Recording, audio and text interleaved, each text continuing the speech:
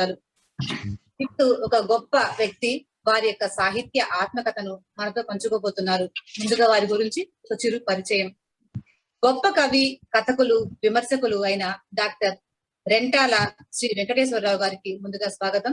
వీరు పశ్చిమ గోదావరి జిల్లా తలుకు తాలూకాకు చెందిన కత్తవపాడులో 1956లో జన్మించారు. ఆంధ్ర విశ్వవిద్యాలయం నుంచి ప్రత్యేక బహుమతితో బిఎస్సి పట్టాను, ఉస్మానియా విశ్వవిద్యాలయం నుంచి బిఎడ్, ఎంఏ తెలుగు, ఎంఫిల్ పట్టాలను, తెలుగు విశ్వవిద్యాలయం నుంచి తెలుగులో అధిక్షేప సాహిత్య ధోరణుల మీద స్వర్ణ పథకంతో పిహెచ్డి పట్టాలను పొందారు. మొదట్లో పాఠశాల ఉపాధ్యాయుడిగా వృత్తిని ప్రారంభించి 1984లో ఏపీపీఎస్సీ ద్వారా డిగ్రీ కళాశాలలో అధ్యాపకులుగా చేరి తర్వాత ప్రిన్సిపల్ గా పదోన్నతి పొంది 2016లో పదవీ విరమణ పొందారు.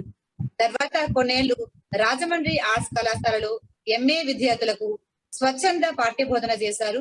తెలుగు విశ్వవిద్యాలయం వారి సాహిత్య పీఠంలో విజిటింగ్ ప్రొఫెసర్ గా పనిచేశారు. వీరి రచనలు విమర్శన రచనలు, అవగాహన, లోపలికి, ఒలుపు, సంపుటాలు, పిహెచ్డి గ్రంథ విశ్వవిద్యాలయాల ప్రచురణ, మధునాపంతుల వారి ఖండకావ్యాలు, సృజనాత్మక రచనలు, కాలని, హైకు సంపుటి, నవ్వు మొహం, హాస్య రచనలు, యునెస్కో వారి ముద్రణ, మంత్రసాల గజల్ గీతాల పుస్తకము, అనువాదాలు, ఐన్ రాడ్ నవల ఫౌంటైన్ హెడ్, జైన్కో పబ్లిషింగ్ సంస్థ వారు ఇంగ్లీషులో ముద్రించిన 17 జీవిత చరిత్రల తెలుగింపు విశాలాంధ్ర కోసము ప్రస్తుతం ముద్రణ దశలో ఉన్నది. ప్రస్తుతం నడుస్తున్న ఐన్ రాడ్ సుప్రసిద్ధ బృహన్నవల అట్లాస్ ప్రగడ తెలుగు సేత, పత్రికలలో విమర్శన వ్యాసాలు, కొన్ని కథలు, వచన పద్య కవితలు, రేడియో ప్రసంగాలు, వివిధ సంస్థలు నిర్వహించిన జాతీయ, అంతర్జాతీయ సదస్సులలో ప్రసంగాలు నిర్వహించారు. వీరు చేసిన సాహిత్య సేవకు అందుకున్న పురస్కారాలు: గణతంత్ర దినోత్సవ సందర్భంగా ఆకాశవాణిలో నిర్వహించే నేషనల్ సింపోజియం ఆఫ్ పోయిట్స్ కి తెలుగు ప్రతినిధి పురస్కారం, 2001లో రాష్ట్ర ప్రభుత్వం నుండి ఉత్తమ ఉపాధ్యాయ పురస్కారము, 2005లో ఆంధ్ర శాశ్వత సమితి నుంచి ఉత్తమ విమర్శక పురస్కారము, 2012లో ఇస్మాయిల్ స్మారక సాహిత్య విమర్శక పురస్కారము, 2014లో పిఠాపురం వారి విమర్శ పురస్కారము, 2016లో పొట్టి శ్రీరాములు విశ్వవిద్యాలయం నుండి ప్రతిభా పురస్కారము, 2021లో విమర్శక శిఖామణి పురస్కారం. వీరి గురించి చెప్తూ వెళ్తే మనకు సమయం సరిపోదు. అలాంటి గొప్ప వ్యక్తి ఈ రోజు మన కార్యక్రమానికి రావడం అనేది సంతోషంగా ఉంది. మరోసారి సార్ గారికి స్వాగతం పలుకుతూ సార్ గారిని కోరుతున్నాం. సార్ నమస్తే. సార్ నమస్కారం అండి, అందరికీ నమస్కారాలు. మాడభూషి సాహిత్య పరిషత్ చెన్నై వారికి, అలాగే ఇప్పుడు ఈ ప్రసంగాన్ని వింటున్న శ్రోతలకి, అప్రత్యక్ష శ్రోతలకి నా ధన్యవాదాలు ముందుగానే నేను తెలియజేసుకుంటున్నాను. సాహిత్యంతో సహవాసం అనే ఈ పరంపర, ఉపన్యాస పరంపర అన్నది ఒక మంచి ఆలోచన. వెనక్కి తిరిగి చూసుకుంటే మాకు ఇటువంటి గొప్ప అవకాశం ఆ రోజు లేదు కదా అని అనిపించింది. ఎందుకంటే ఇంతకు ముందు ఆయా రంగాల్లో కృషి చేసిన వ్యక్తుల ఉపన్యాసాలు, వాళ్ళ అనుభవాలు, వాళ్ళు రాసిన పుస్తకాలు సంబంధించి వాళ్ళు మాట్లాడుతూ ఉంటే వినడం అన్నది అదొక ప్రత్యేకమైన ఎడ్యుకేషన్, అదొక విద్య. ఆ రకమైన విద్యని ఈ పరిషత్తు వారి విద్యార్థులకి, తర్వాత సాహిత్య ప్రియులకి అందజేస్తున్నందుకు వారికి నేను అభినందనలు తెలియజేసుకుంటున్నాను. బహుశా నేను కూడా ఈ ఉపన్యాస పరంపరలో అనేక మంది వక్తలు, సాహిత్యవేత్తలు చెప్పిన పద్ధతిలోనే ప్రారంభించాల్సి వస్తుందేమో. ఎందుకంటే మనందరం కథలు విని ఉంటాం. చిన్నప్పుడు నేను కూడా కథలు విన్నాను. మా అమ్మ, మా నాన్న, మా పిన్ని నాకు రుచికరమైన కథలు చెప్పారు. అది వింటూ ఆనందించడం నాకు లీలగా గుర్తుంది. అదే కాదు, చిత్రం ఏంటంటే మా ఇంటికి గంగన్న అని ఒకాయన పెంకు నేయడానికి, మాది పెంకుటిల్లు. ఆ పెంకు నేత కోసం వస్తూ ఉండేవాడు. వచ్చినప్పుడు 2, 3 రోజులు మా ఇంట్లోనే భోజనం. ఏ ఊరు నుంచి వచ్చేవాడో, అతనిది ఏ ఊరో నాకు తెలీదు. మా ఇంటికొచ్చి అక్కడే భోజనం, పడక అన్నీ అక్కడే. అతను కథలు చెప్పేవాడు. కాస్త చెవుడు ఉండేది అతనికి. చెవిటి గంగన్న అనేవారు. అతను వచ్చినప్పుడు మాకు పండగ. ఎందుకంటే మంచి మంచి కథలు చెప్తాడని. చాలా తొందరగా భోజనాలు చేసేసి, కోడిగుడ్డు దీపం చిరు వెలుగు ఇచ్చే ఒకానొక కిరోసిన్ దీపాన్ని వెలిగించుకుని, ఆ పల్లెటూరు, చిన్న పల్లెటూరు మాది. ఆ పల్లెటూరు అరుగు మీద కూర్చుని అతన్ని చూస్తూ, అతన్ని చూడడం కూడా నాకు ప్రత్యేకంగా ముద్ర పడి ఉంది. ఎలాగంటే నల్లగా ఉండేవాడు. కళ్ళు, పళ్ళు ఈ 2 తెల్లగా మెరుస్తూ ఉండేవి. చాలా సాత్వికమైన ముఖం. అతను మాకు కథలు చెప్పేవాడు. మేము ఇంకా ఇంకా చెప్పమని అడిగి వింటూ ఉండేవాళ్ళం. అలాగా సాహిత్యంతో నా సహవాసం చాలా చాలా మందిలాగే కథలతోటి ప్రారంభమైంది అని చెప్పాలి. అయితే మా తాతయ్య గారు నాకు కథలు చెప్పలే. ఆయన కవి. మంచి ప్రసిద్ధి ఉండేది మా ప్రాంతాల్లో. రెంటాల సుబ్రహ్మణ్యం గారని. ఆయన నుంచి నేను పొందింది ఏమిటంటే, ఆయన నాకు ప్రత్యక్షంగా ఇవ్వలేదు గానీ నేను పొందింది ఉంది. అదేంటంటే పద్యం. నాకు ఊహ తెలుస్తూ తెలుస్తూ ఉన్న సమయానికే నేను చాలా పద్యాలు విన్నాను. ఎప్పుడు ఆయన నోట్లో ఒక పద్యం ఆడుతూ ఉండేది. ఈ ప్రసిద్ధమైన వసు చరిత్ర పద్యం, లలనా జనాపాంగ వలనావ సదనంగ తులనాభికాభంగ దుఃప్రసంగం. ఈ పద్యం ఆయన నోట నేను చాలా సార్లు విన్నాను చిన్నప్పుడు. అలాగే చలిమంటల చుట్టూ చేరి మేము చలి రోజుల్లో ఆ గడ్డి మంట వేసుకుని చలి కాగుతున్నప్పుడు ఆయన కూర్చుని పద్యాలు చదువుకోవడం, దాన్ని నేను వినడం కూడా నాకు బాగా గుర్తుంది. ఆయన నన్ను పక్కన పడుకోబెట్టుకుని, తాతయ్య నేను పద్యాలు చదువుతాను. గమ్మత్తేంటంటే ఆయన ఎప్పుడు కొడుకుల్ని గాని, మనవల్ని గాని, తన క్రింద పనిచేసే వాళ్ళని గాని ఎవరిని కూడా ఏరా అంటం నేను వినలేదు. మమ్మల్ని తాతయ్య అని పిలిచేవారాయన. తాతయ్య నేను పద్యాలు చదువుతాను, నువ్వు లెక్కపెట్టు అని ఆయన శ్రీకాళహస్తీశ్వర శతకంలోని పద్యాలు చదువుతూ ఉండేవారు. 1, 2, 3 అని శ్రీకాళహస్తీశ్వర అని వచ్చినప్పుడల్లా పద్యం అయినట్టు గుర్తనమాట నాకు. అలాగా ఆ పద్యాలు వింటూ ఉండేవాడిని. బహుశా ఆయనకు 100 పద్యాలు నోటికొచ్చుంటాయి. నేను 20, 30 పద్యాలు వినేసరికి నిద్రపోయేవాడిని. అలాగా నాకు కథల తర్వాత పరిచయం అయింది చిన్నప్పుడే పద్యం. తర్వాత ఎప్పుడు మొదలైందో నాకు తెలీదు గానీ కథలు చదవడం మొదలైంది. చందమామ కథలు చాలా సహజంగానే మనం చిన్నపిల్లల కథలు చదువుతారు. నేను చందమామ కథలు చదవడం మొదలుపెట్టాను. ఎంత ఇష్టంగా ఉండేదో చెప్పలేను ఆ కథలు చదవడం. అంటే సాహిత్యాన్ని ఎవరైనా గొప్ప సంతోషం కోసం, గొప్ప ఆనందం కోసం సమీపిస్తాం. చందమామ కథల పట్ల నాకున్న ప్రేమకి నేను ఒక చిన్న ఇన్సిడెంట్ చెప్తాను మీకు. ఆ చిన్న పల్లెటూరులో కొత్తగా ఒక కుటుంబం వచ్చింది. మా ఇంటికి 2 ఇళ్ళ అవతల ఒకాయన మకాం పెట్టారు. నేను అనుకోకుండా ఆయన దగ్గర చాలా చందమామలున్నాయి. పెద్ద కట్ట ఉంది అని నేను గమనించాను. నేను మా చిన్నక్కాయతో గమనించాను. ఇంకా చదివేయాలి. వెళ్లి అడిగి తెచ్చుకోవచ్చు. కానీ నాకు పెద్ద సమస్య ఏమిటంటే, ఆయన్ని తాగుబోతు తాతయ్య అనేవారు. తాగుబోతులంటే నాకు చచ్చేంత భయం. తాగుబోతు అన్నవాడు నేను వెళ్తే నన్ను ఉతికేయడానికే ఉన్నాడు అన్నట్టు, నన్నేదో కొడతాడు, చేస్తాడు అన్నట్టు నాకు చాలా చాలా భయంగా ఉండేది. ఇటు పక్క చందమామ, అటు తాగుబోతు పట్ల భయం. చాలా మథన పడ్డా. చివరికి చందమామ పట్ల ఉన్న ఇష్టమే తాగుబోతు పట్ల ఉన్న భయాన్ని జయించింది. నేను ఆయన దగ్గరికి వెళ్లి చాలా భయంగా గొంతెండిపోతూ ఉండగా, నాకు చందమామలు కావాలని అడిగా. ఆయన నాతోటి ఒక అరగంట సేపు రోజు నువ్వు మాట్లాడతానంటే నేను నీకు చందమామ ఇస్తాను అన్నాడు ఆయన. 2 చందమామలు ఇస్తాను, అది కూడా పట్టుకు రండి, 2 చందమామలు ఇస్తాను అన్నాడు. నేను గొప్ప సాహసాన్ని ప్రదర్శించి దానికి అంగీకరించాను. అలాగా అయితే ఒకటి ఓ జాగ్రత్త తీసుకునేవాడిని. ఆయనకు అందుబాటులో లేకుండా, చేతికి అందుబాటులో లేకుండా వీలైనంత దూరంలో కూర్చుని ఆయన చెప్పే కబుర్లు విని అరగంట అవగానే 2 పుస్తకాలు పుచ్చుకుని పరిగెత్తుకొచ్చేవాడిని. అలాగ చందమామలు చదవడంతోటి నా కథన పఠనం మొదలైంది చాలా మందిలాగే. అయితే ఇంకోటి కూడా ఇక్కడ నాకు గుర్తొస్తున్నది, నేను పంచుకోవాలనుకుంటున్నది ఏంటంటే, ఒక పక్కన చదువుతూ కథలు వింటూనే నేను చెప్పడం కూడా మొదలుపెట్టా. మా చిన్న ఇప్పటికి కూడా హై స్కూల్ లేని చిన్న ఊరది. ఎంత చిన్న ఊరంటే, ఇప్పటికి కూడా ఉన్న పెద్ద చెరువుని మా ఊరి నుంచి ఎవరైనా తీసేసినట్టయితే దాన్ని చెరువు అనడానికి వీల్లేదు. ఊరనడానికి వీల్లేదు. అంత చిన్న ఊరు. దాంట్లో స్కూల్లో టీచర్ రానప్పుడు, ఖాళీగా ఉన్నప్పుడు పక్క పిల్లలకి నేను కథలు చెప్తూ ఉండేవాడిని. ఏమిటి అని చెప్తున్న కథలు అంటే, నేను విన్న కథలే.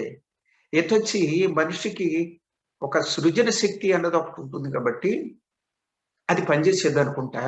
ఆ కథని నా రుచికి అనుగుణంగా మార్చి కొన్ని దానికి చిలవలు, పలవలు చేర్చే కథ చెప్తూ పక్కవాళ్ళ బుర్రలు తినడం నాకు ఇంకా గుర్తుంది. ఎలిమెంటరీ స్కూల్‌లో ఉండగానే. దీనికి తోడు నాకు సాహిత్యం పట్ల, సాహిత్య రూపాల పట్ల ఆసక్తి కలిగించిన ఇంకొక అంశం ఏమిటంటే, ఆ ఊర్లో శ్రీరామనవమికి, కనకదుర్గ ఉత్సవాలకి పందిళ్లు వేసి దాంట్లో నాటకాలు, హరికథలు, బుర్రకథలు ఏర్పాటు చేసేవారు. ఈ బుర్రకథలు, హరికథలు నాకు అంతగా ఆకట్టుకునేవి కాదు కానీ, బుర్రకథల్ని, నాటకాల్ని నేను చాలా శ్రద్ధగా చూసేవాడిని. ఆ చూడడం వల్ల పదే పదే నచ్చిన నాటకాన్ని మా వాళ్ళు వచ్చే సంవత్సరం, ఆ పై సంవత్సరం కూడా ప్రదర్శింప చేయడం వల్ల నాకు కొన్ని నాటకాలకు, ఉదాహరణకి బలిజపల్లి లక్ష్మీకాంత కవి గారి సత్య హరిశ్చంద్రియన్ నాకు చిన్నప్పుడు చాలా ఇష్టమైన నాటకాల్లో ఒకటి. కెరమై సంపదలెల్ల వెంటనొక రీతిని రావు, ఏరికి ఏసడికి ఏ పాటు విధించును విధి అవశ్య ప్రాప్యము అన్న ఈ పద్యం నాకు బహుశా 4వ తరగతిలో ఉండగానే నోటుకొచ్చు అనుకుంటా. శివశ్రీ అని బందర్ నుంచి ఒక నటుడు వచ్చేవాడు ఈ హరిశ్చంద్ర నాటక ప్రదర్శనకి. ఆ శివశ్రీ ఎంత గొప్పగా నటించేవాడంటే, ఈ 4వ తరగతి కుర్రాడినైన నాకు కూడా కంటనీరు తెప్పించేవాడు. అతను హరిశ్చంద్రుడి కష్టాల అభినయం ఎలా చేసేవాడంటే, మాయామేయ జగంబ నిత్యమది సంభావించి అన్న పద్యం గాని, తిరమై సంపదలెల్ల వెంటనొక రీతినన్న పద్యం గాని, ఇలాంటివి అతను ఆలపించిన పద్ధతి, నటించిన పద్ధతి ఎలా ఉండేవంటే కంట నీరు తిరిగే స్థాయిలో. అలాగా నాటకం, చిన్నప్పుడు చూసిన నాటకం ద్వారా కొన్ని సాహిత్య రూపాలు నా మీద ముద్ర వేశాయి. ఎంత ముద్ర వేసాయంటే, వాటిని చూసిన తర్వాత స్థిమితంగా ఉండలేకపోయేవాడిని. స్థిమితంగా ఉండలేక మా మిత్రులను కూడగట్టుకుని మేము కూడా ఏదో చేసేయాలి, మేము కూడా ఏదో ప్రదర్శించాలి, వెయ్యాలి అని చెప్పేసి అనిపించి కాగితాల కిరీటాలు, మంచం కోళ్ళ గదలు, మంచం కోడు గదగా పనికొస్తుంది అని కనిపెట్టిన రోజు నేను ఎంత అద్భుతమైన ఆనందానికి గురయ్యానో చెప్పలేను. అప్పుడు పూర్వం నవిశీలు చెక్కిన మంచం కోళ్ళు ఉండేవి కాబట్టి ఆ కోడు గదగా పనికొస్తుందని దాన్ని తీసుకుని కాగితం కిరీటాలతోటి, దుప్పట్ల తెరలతోటి, మసిబొగ్గుల మీసాలతోటి మేము నాటకాలు వేసేవాళ్ళం. అలా వేయడానికి మాకు ఒక నాటకం కావాలి కాబట్టి నేనే రాశా.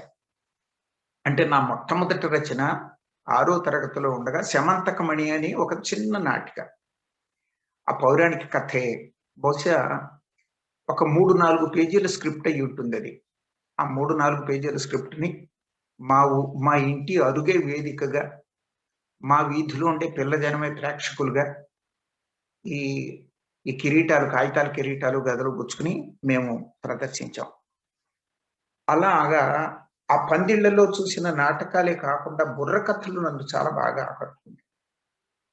బొబ్బిలి యుద్ధం, మహారథి కర్ణ, వీరాభిమన్యు, ఈ కథలు కృష్ణ అని ఏ ఊరి నుంచి వచ్చాడో తెలియదు కానీ ఒక కథకుడు చెప్తూ ఉండేవాడు. అద్భుతంగా చెప్పేవాడు.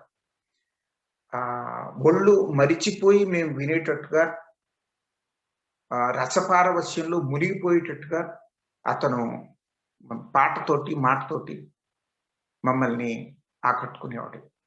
ఇది బాగా చిన్నప్పుడు జరిగిన సాహిత్యంతో జరిగిన సహవాసం ఇది. అయితే తర్వాత మా ఇంటికి ఆంధ్రప్రభ, ఆంధ్రజ్యోతి ఈ పత్రికలు వస్తుండేవి. ఈ పత్రికల్లో వస్తే ముందు సినిమా కబుర్లు చూడడం, లేదా దాంట్లో హాస్యోక్తులు, జోకులు, కార్టూన్లు చూడడం, తర్వాత కథలు చదవడం. ఈ క్రమంలో నెమ్మదిగా మొదలై పత్రికల్లో వచ్చే కథలు, వచ్చిన ఏ కథ మిస్ కాకుండా మా ఇంటికి వచ్చిన పుస్తకాల్లో చదువుతూ ఉండేవాడు. ఇది చాలా సహజమైన చర్య. ఇంకొకటి ఏంటంటే మా ఊర్లో పంచాయతీ ఆఫీసులో ఒక చిన్న లైబ్రరీ ఉండేది. లైబ్రరీ అన్నది ఊరికే డాబుగా చెప్తున్న మాట కానీ, ఆ లైబ్రరీ అంటే ఒక బీరువా. ఆ బీరువా కూడా, చెక్క బీరువా కూడా ఒక 3 అరలో 4 అరలో పుస్తకాలు ఉండేవి. మిగిలిన కింద ఆరంతా ఏవో గొడ్డళ్ళు, కత్తులు ఇలాంటివి వాళ్ళకి తోట పనికి దానికి పనికొచ్చేవి ఏవో. ఆ పంచాయతీ ఆఫీస్‌కు వెళ్ళి అతన్ని బతిమాలి ఆ పుస్తకాలు తెచ్చుకునేవాళ్ళం లైబ్రరీ నుంచి. చిత్రం ఏంటంటే ఎవరు కొన్నారో నాకు తెలీదు గానీ, ఆ చిన్న ఊళ్ళో ఉండే ఒక్కగానొక్క బీరువా బాపతు ఈ లైబ్రరీలో నేను చదువుకున్న పుస్తకాలు తర్వాత పెద్దయిన తర్వాత వెనక్కి తిరిగి చూసుకుంటే ఆశ్చర్యం కలిగించే విషయమే అది. ఎందుకంటే కొడవటిగంటి కుటుంబరావు పతిభక్తి వగైరా కథలు నేను అక్కడ చదువుకున్నాను. రాచకొండ విశ్వనాథ శాస్త్రి గారి 6 కథలు, మరో 6 చిత్రాలు నేను పుస్తకం అక్కడే చదువుకున్నా. అలాగే మునిమాణిక్యం నరసింహారావు గారి కథలు, చలం కథలు, గోపీచంద్ దేశంలో భార్యల్లోనే ఉంది ఒకటి, దేశం ఏమయ్యేట్టు, ఇలాంటి కథలు. ఈ పుస్తకాలన్నీ ఆ చిన్న లైబ్రరీలో ఉండేవి. వాటిని 1కి 2 సార్లు మేము తెచ్చుకుని చదువుతూ ఉండేవాళ్ళం. అలాగా ఒక కథా పాఠకుడిగా నేను ఇంటర్మీడియేట్ ఆ ప్రాంతానికి వచ్చేసరికి కొన్ని వందల కథలు చదివాను. లైబ్రరీలో గాని, వీక్లీలో గాని, వీటిని గాని. ఇది నాకు గొప్ప ఆనందాన్ని, గొప్ప సంతోషాన్ని ఇచ్చేది. ఆ తర్వాత డిటెక్టివ్ నవలా పాఠకుడిని అయ్యాను నేను. మా అన్నయ్య పట్టుకొచ్చేవాడు. మా అన్నయ్య దగ్గర ఒక అలవాటు, ఒక నైపుణ్యం ఉండేది. ఆ అలవాటు ఏంటంటే ఇచ్చిన ప్రతి పుస్తకాన్ని తిరిగి ఇవ్వకపోవడం. ఆ నైపుణ్యం ఏమిటంటే అలా తిరిగి ఇవ్వకపోయినా సరే మళ్ళీ పుస్తకం తీసుకురాగలగడం. అలాగా బుక్స్ పట్టుకొచ్చి మా ఇంట్లో పెడుతూ ఉండేవాడు. అంటే దొంగిలించడం కాదు, కొంత నిర్లక్ష్యంగా ఉండేవాడు. వాళ్ళు గట్టిగా 4 సార్లు అడిగితే గాని బుక్ ఇచ్చేవాడు కాదు. అలాగా మా దగ్గర చాలా పుస్తకాలు ఉండిపోయేవి. ఎన్నో పుస్తకాలు నేను డిటెక్టివ్ పుస్తకాలు చదువుకున్నా. ఒకప్పుడు ఒక పట్టిక కూడా తయారు చేశాను, నేను చదివిన పుస్తకాల పట్టిక. అలాగా ఈ డిటెక్టివ్ కథలు చదవడం అన్నది ఒక దశ. ఇలా నడుస్తూ ఉండగా ఒక ప్రత్యేకమైన సంఘటన, చిన్న సంఘటన జరిగింది. అది నా సాహిత్య సహవాసానికి సంబంధించి గొప్ప మలుపు అని చెప్పుకోదగిన సంఘటన. ఒకరోజు మా అన్నయ్య స్నేహితుడు ఒకాయన మా ఇంటికొచ్చాడు. ఆ సమయానికి మా అన్నయ్య ఇంట్లో లేడు. వచ్చిన ఆయన ప్రసాదరావు గారని, ఆయన భాషా ప్రవీణ్ చదువుతున్నాడు. బహుశా సెకండ్ ఇయరో, థర్డ్ ఇయరో చదువుతున్నాడు. ఆయన ఏం చేశారంటే, అన్నయ్య ఇంకో గంటకి రాడని తెలిసినా, ఏం పనుందో కారణం ఏమిటో తెలియదు గాని, మా ఇంటి దగ్గరే కాసేపు కూర్చుంటాను నేను మీ వాడు వచ్చేదాకాను అని ఆ రూమ్ మీదే నాతో పాటు కూర్చున్నారు. కూర్చున్న ఆయన ఏం చేశారంటే, కాలక్షేపం కావాలి కదా, నువ్వు వెళ్ళి మీ ఇంట్లో మీ తాతగారు, నాన్నగారు వీళ్ళు సేకరించిన పుస్తకాలు ఇవి ఉండుంటాయి కదా, దాంట్లో సారంగధ చరిత్ర పుస్తకం ఉందేమో చూడు, చేమకూర వెంకటరావు రాశాడు అని అన్నారు ఆయన.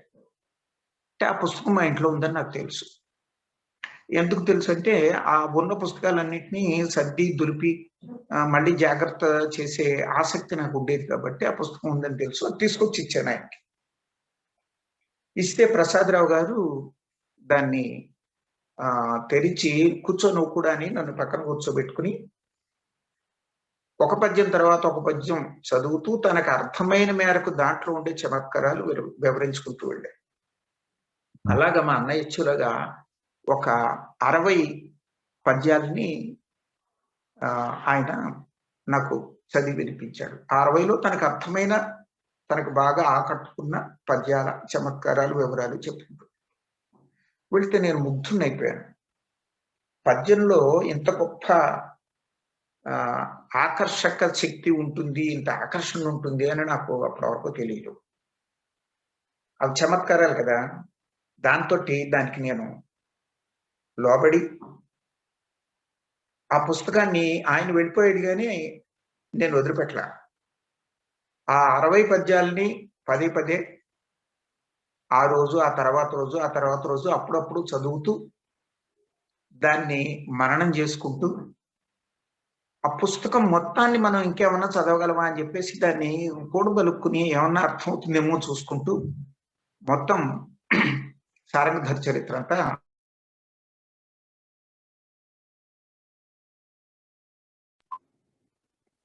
మీది మ్యూట్ అయింది సార్. వినపడుతుంది ఏమ్మా? ఇప్పుడు వినపడుతోంది కదా? వినిపిస్తుంది సార్. నాకు శ్రోతలు ఎవ్వరూ కనపడకపోతే మాట్లాడడం ఇబ్బంది అని నేను మన సంపత్ కుమార్ మాస్టర్కి నా ఇబ్బందిని తెలియజేస్తే ఆయన అలవాటు పడాల్సిన అవసరం ఉంది దీనికి, ఎందుకంటే ఇది ఎంతో మందిని రీచ్ కావడానికి అవకాశం ఉంది. తర్వాత కరోనా అయిపోయిన తర్వాత కూడా భవిష్యత్తులో నిలదొక్కుని, అంటే వ్యయ ప్రయాసాలు తక్కువ కాబట్టి దీని రీచ్ ఎక్కువ కాబట్టి దీనికి ఒక సౌకర్యం ఉంటుంది అని ఆయన మాస్టర్ అంటే సరైన ఒప్పుకున్నాను. నువ్వైనా నాకు తెర మీద కనపడితే నేను నీతో సంభాషిస్తున్నట్టుగా ఈ విషయాలు చెప్పగలను. ధన్యవాదాలు. ఇంతకీ ఆ సారంగధర చరిత్ర పుస్తకాన్ని చదివిన తర్వాత అక్కడతోటి ఆగలేదు. గొప్ప ఆసక్తి పుట్టింది. నా అంతటి నేను ఇంట్లో ఉన్న పుస్తకాలు, పద్యకావ్యాలు తీసి ఒక ఇంటర్మీడియట్ కుర్రాడికి ఏమాత్రం అర్థం అవుతుంది, అయినా సరే ఇది చదువు అని లోపల ఏదో ప్రేరేపించడం, అంటే బహుశా చిన్నప్పుడు నేను మా తాతగారి దగ్గర ఊహ తెలియని కాలం నుంచి వింటూ ఉన్న పద్యాలు లోపల ముద్రితమయ్యి పనిచేశాయని అనుకుంటా.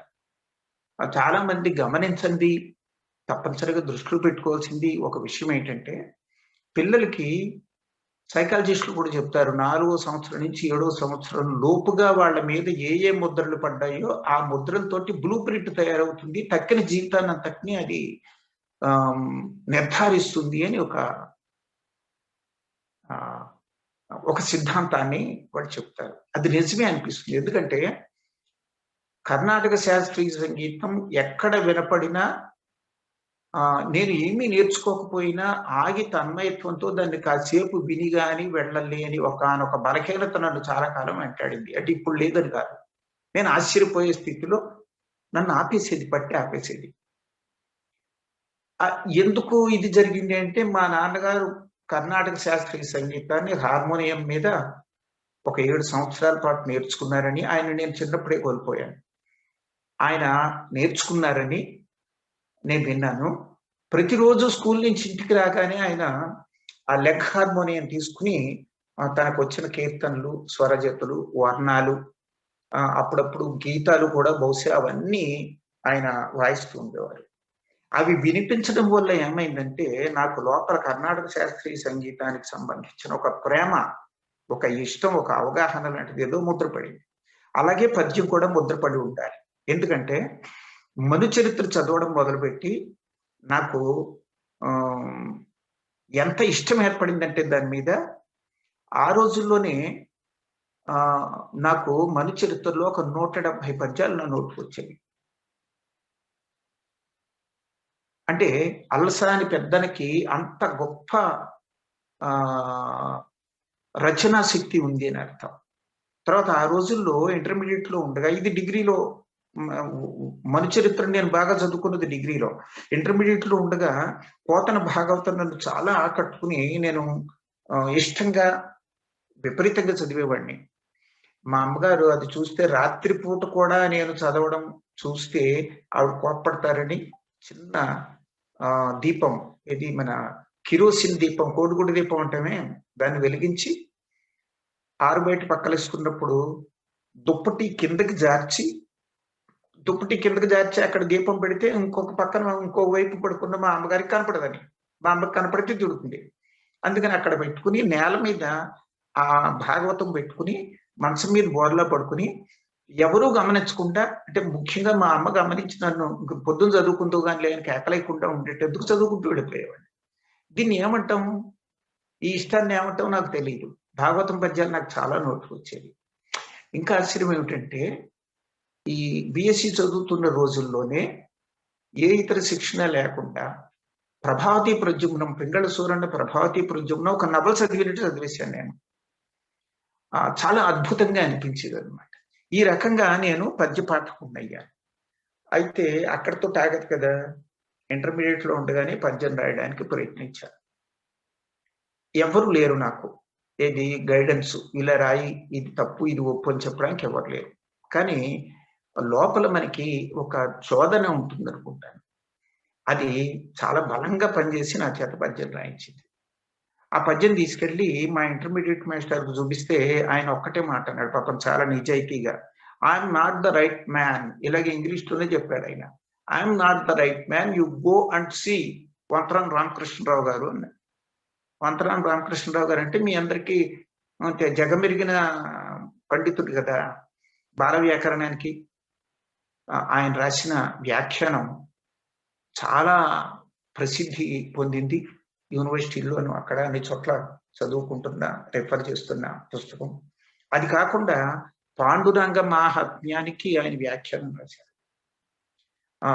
పారిజాత పర్ణానికి కూడా వ్యాఖ్యానం రాశారు. గాంధీవి పేరుతోటి పుంఖాలుగా వ్యాసాలు రాసిన, భారతంలోని అక్కడ వ్యాసాలు రాసిన మనిషి. ఆయన దగ్గరికి నేను చాలా భయంగా వెళ్ళి నా పద్యం చూపిస్తే ఆయన అలవాకగా ఇలా చూసి కొన్ని అండర్లైన్ చేసి ఏమీ చెప్పకుండా, ఆ గీతలు గీసినవన్నీ తప్పులు, అవి ఎందుకు తప్పులో మాత్రమైనా చెప్పలేదు.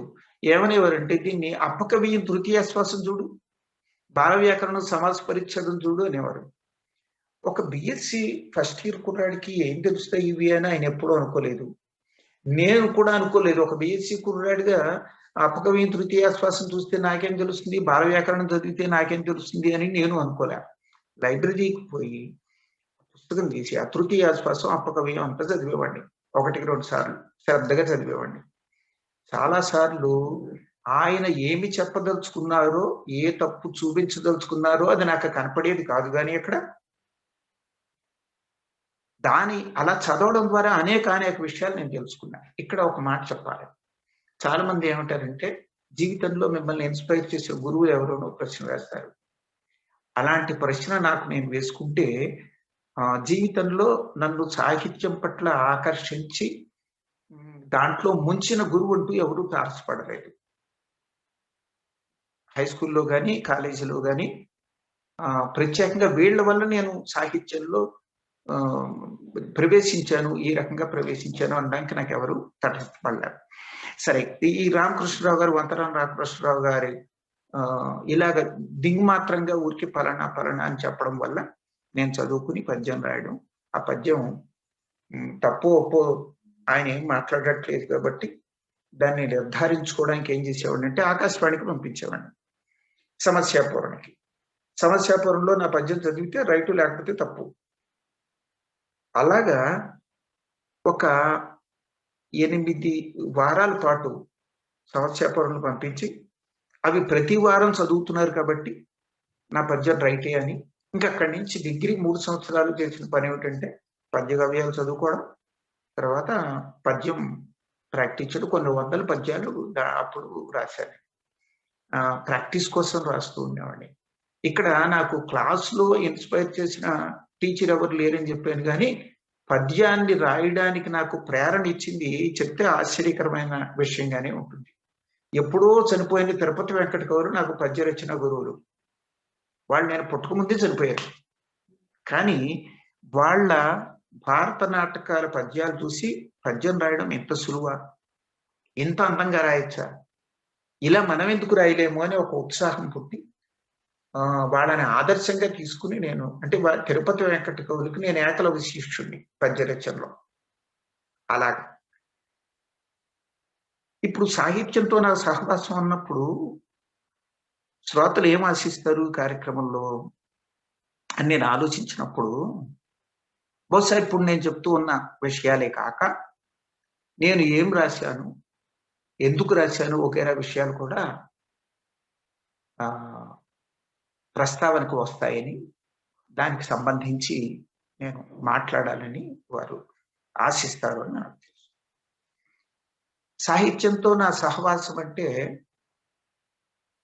ఎన్ని రకాలుగా సరే నా రచనలకు వస్తారేమో, ఎన్నెన్ని విధాలుగా నన్ను ఆకట్టుకుంది, సాహిత్యం ప్రభావితం చేసింది ఏమిటి అని ఒకసారి ఆలోచించినప్పుడు ఆశ్చర్యం కలిగింది నాకు.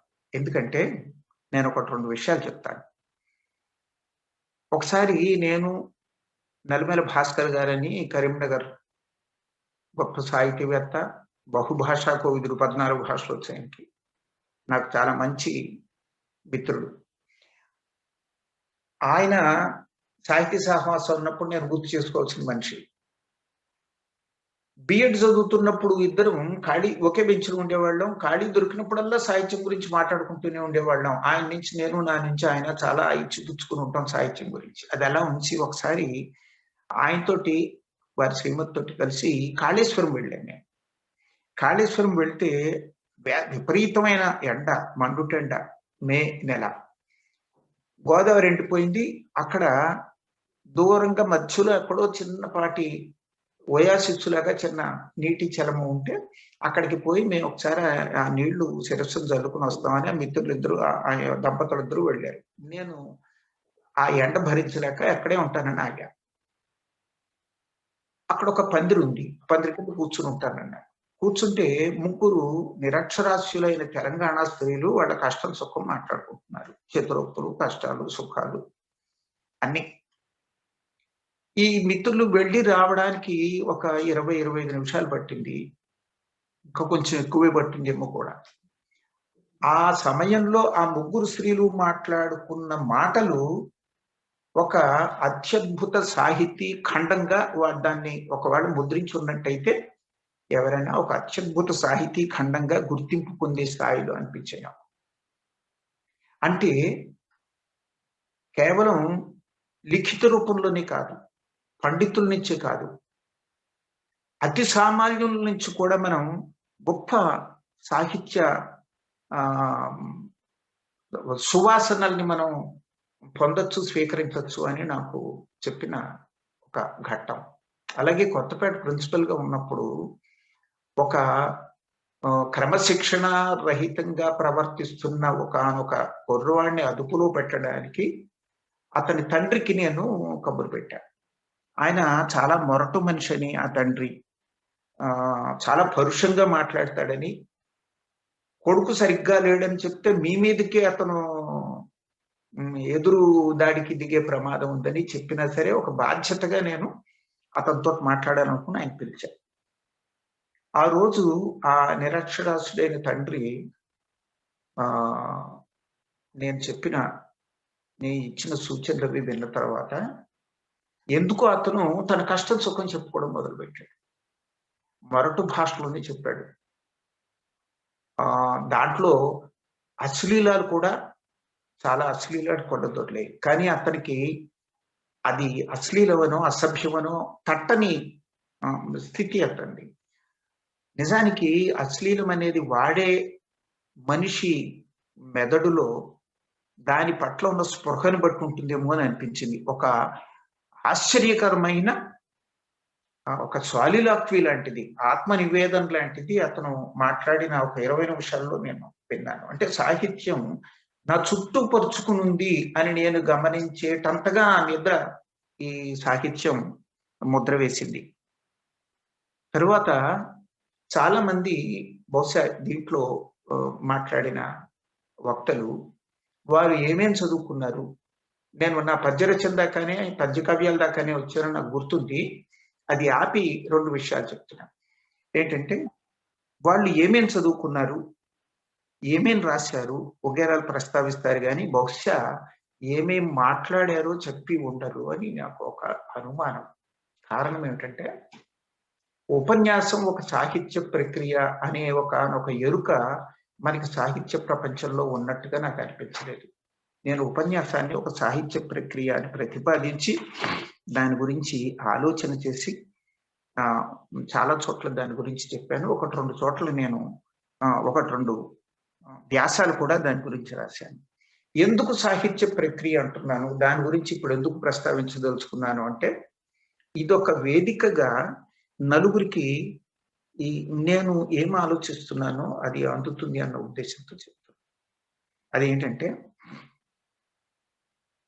ఉపన్యాసం వినడం అనేది ఒక సాహిత్య అనుభవం. ఒక సాహితీవేత్త ఒక పుస్తకం మీదో, ఒక అంశం మీదో ఒక సాహిత్య ప్రసంగం చేస్తున్నప్పుడు ఆయన దాని గురించి బాగా ప్రిపేర్ అయ్యి అక్కడికి వచ్చి తన అనుభవాన్ని, విశ్లేషణని, ఆత్మీయతని రంగరించి దాన్ని ఆవిష్కరిస్తున్నప్పుడు మనం పొందే అనుభవం ఉందే, అది అచ్చంగా సాహిత్య అనుభవమే.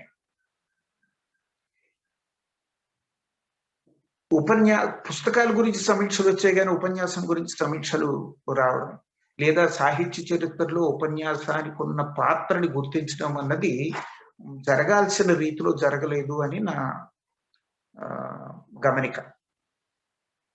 1-2 ఉదాహరణలు ప్రస్తావిస్తాను నేను. దేవులపల్లి కృష్ణశాస్త్రి గారు భావ కవిత్వం పట్ల సాహితీ లోకంలో అది కొత్తగా వచ్చింది. అప్పుడు బాగా వ్యతిరేకత ఉన్న రోజుల్లో ఆయన చాలా ఊళ్ళల్లో ఆంధ్రదేశం అంతా పర్యటించి తనవి, తన తోటి భావ కవులవి అనేక ఖండికల్ని తీసుకుని వాటిని అక్కడ చదివి వినిపిస్తూ, వ్యాఖ్యానిస్తూ భావ కవిత్వాన్ని ప్రచారం చేశారు.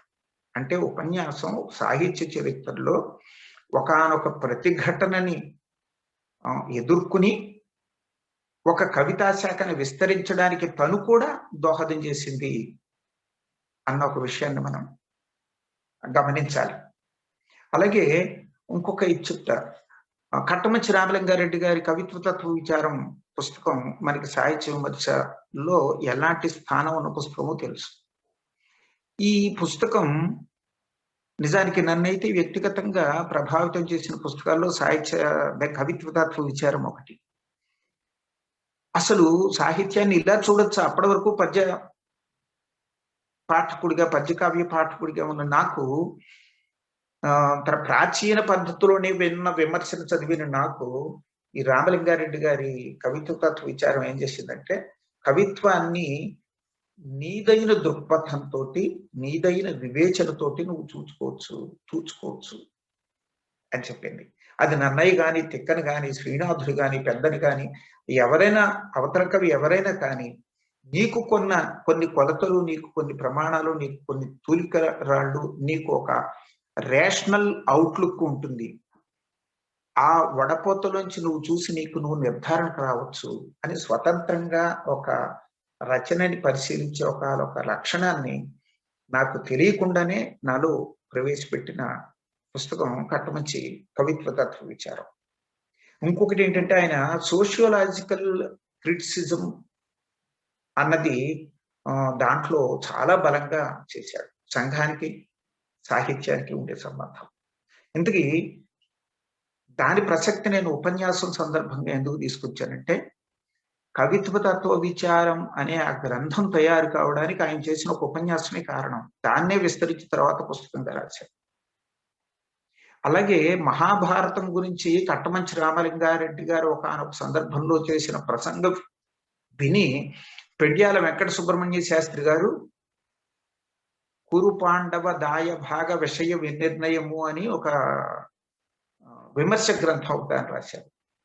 ఆ ఉపన్యాసం ప్రేరణగా. ఇలాగా మనం అసంఖ్యాకంగా వింటున్న అనేక ఉపన్యాసాలు ఎవరెవరిని ఏ రకంగా ప్రభావితం చేశాయి, సాహిత్య చరిత్రలో ఉపన్యాసం పాత్ర ఏమిటి అన్నది మనం గుర్తించాల్సిన అవసరం ఉందని ఈ సందర్భంగా దీన్ని వేదికగా చేసుకుని చెప్పాలని నాకు అనిపించింది. నేను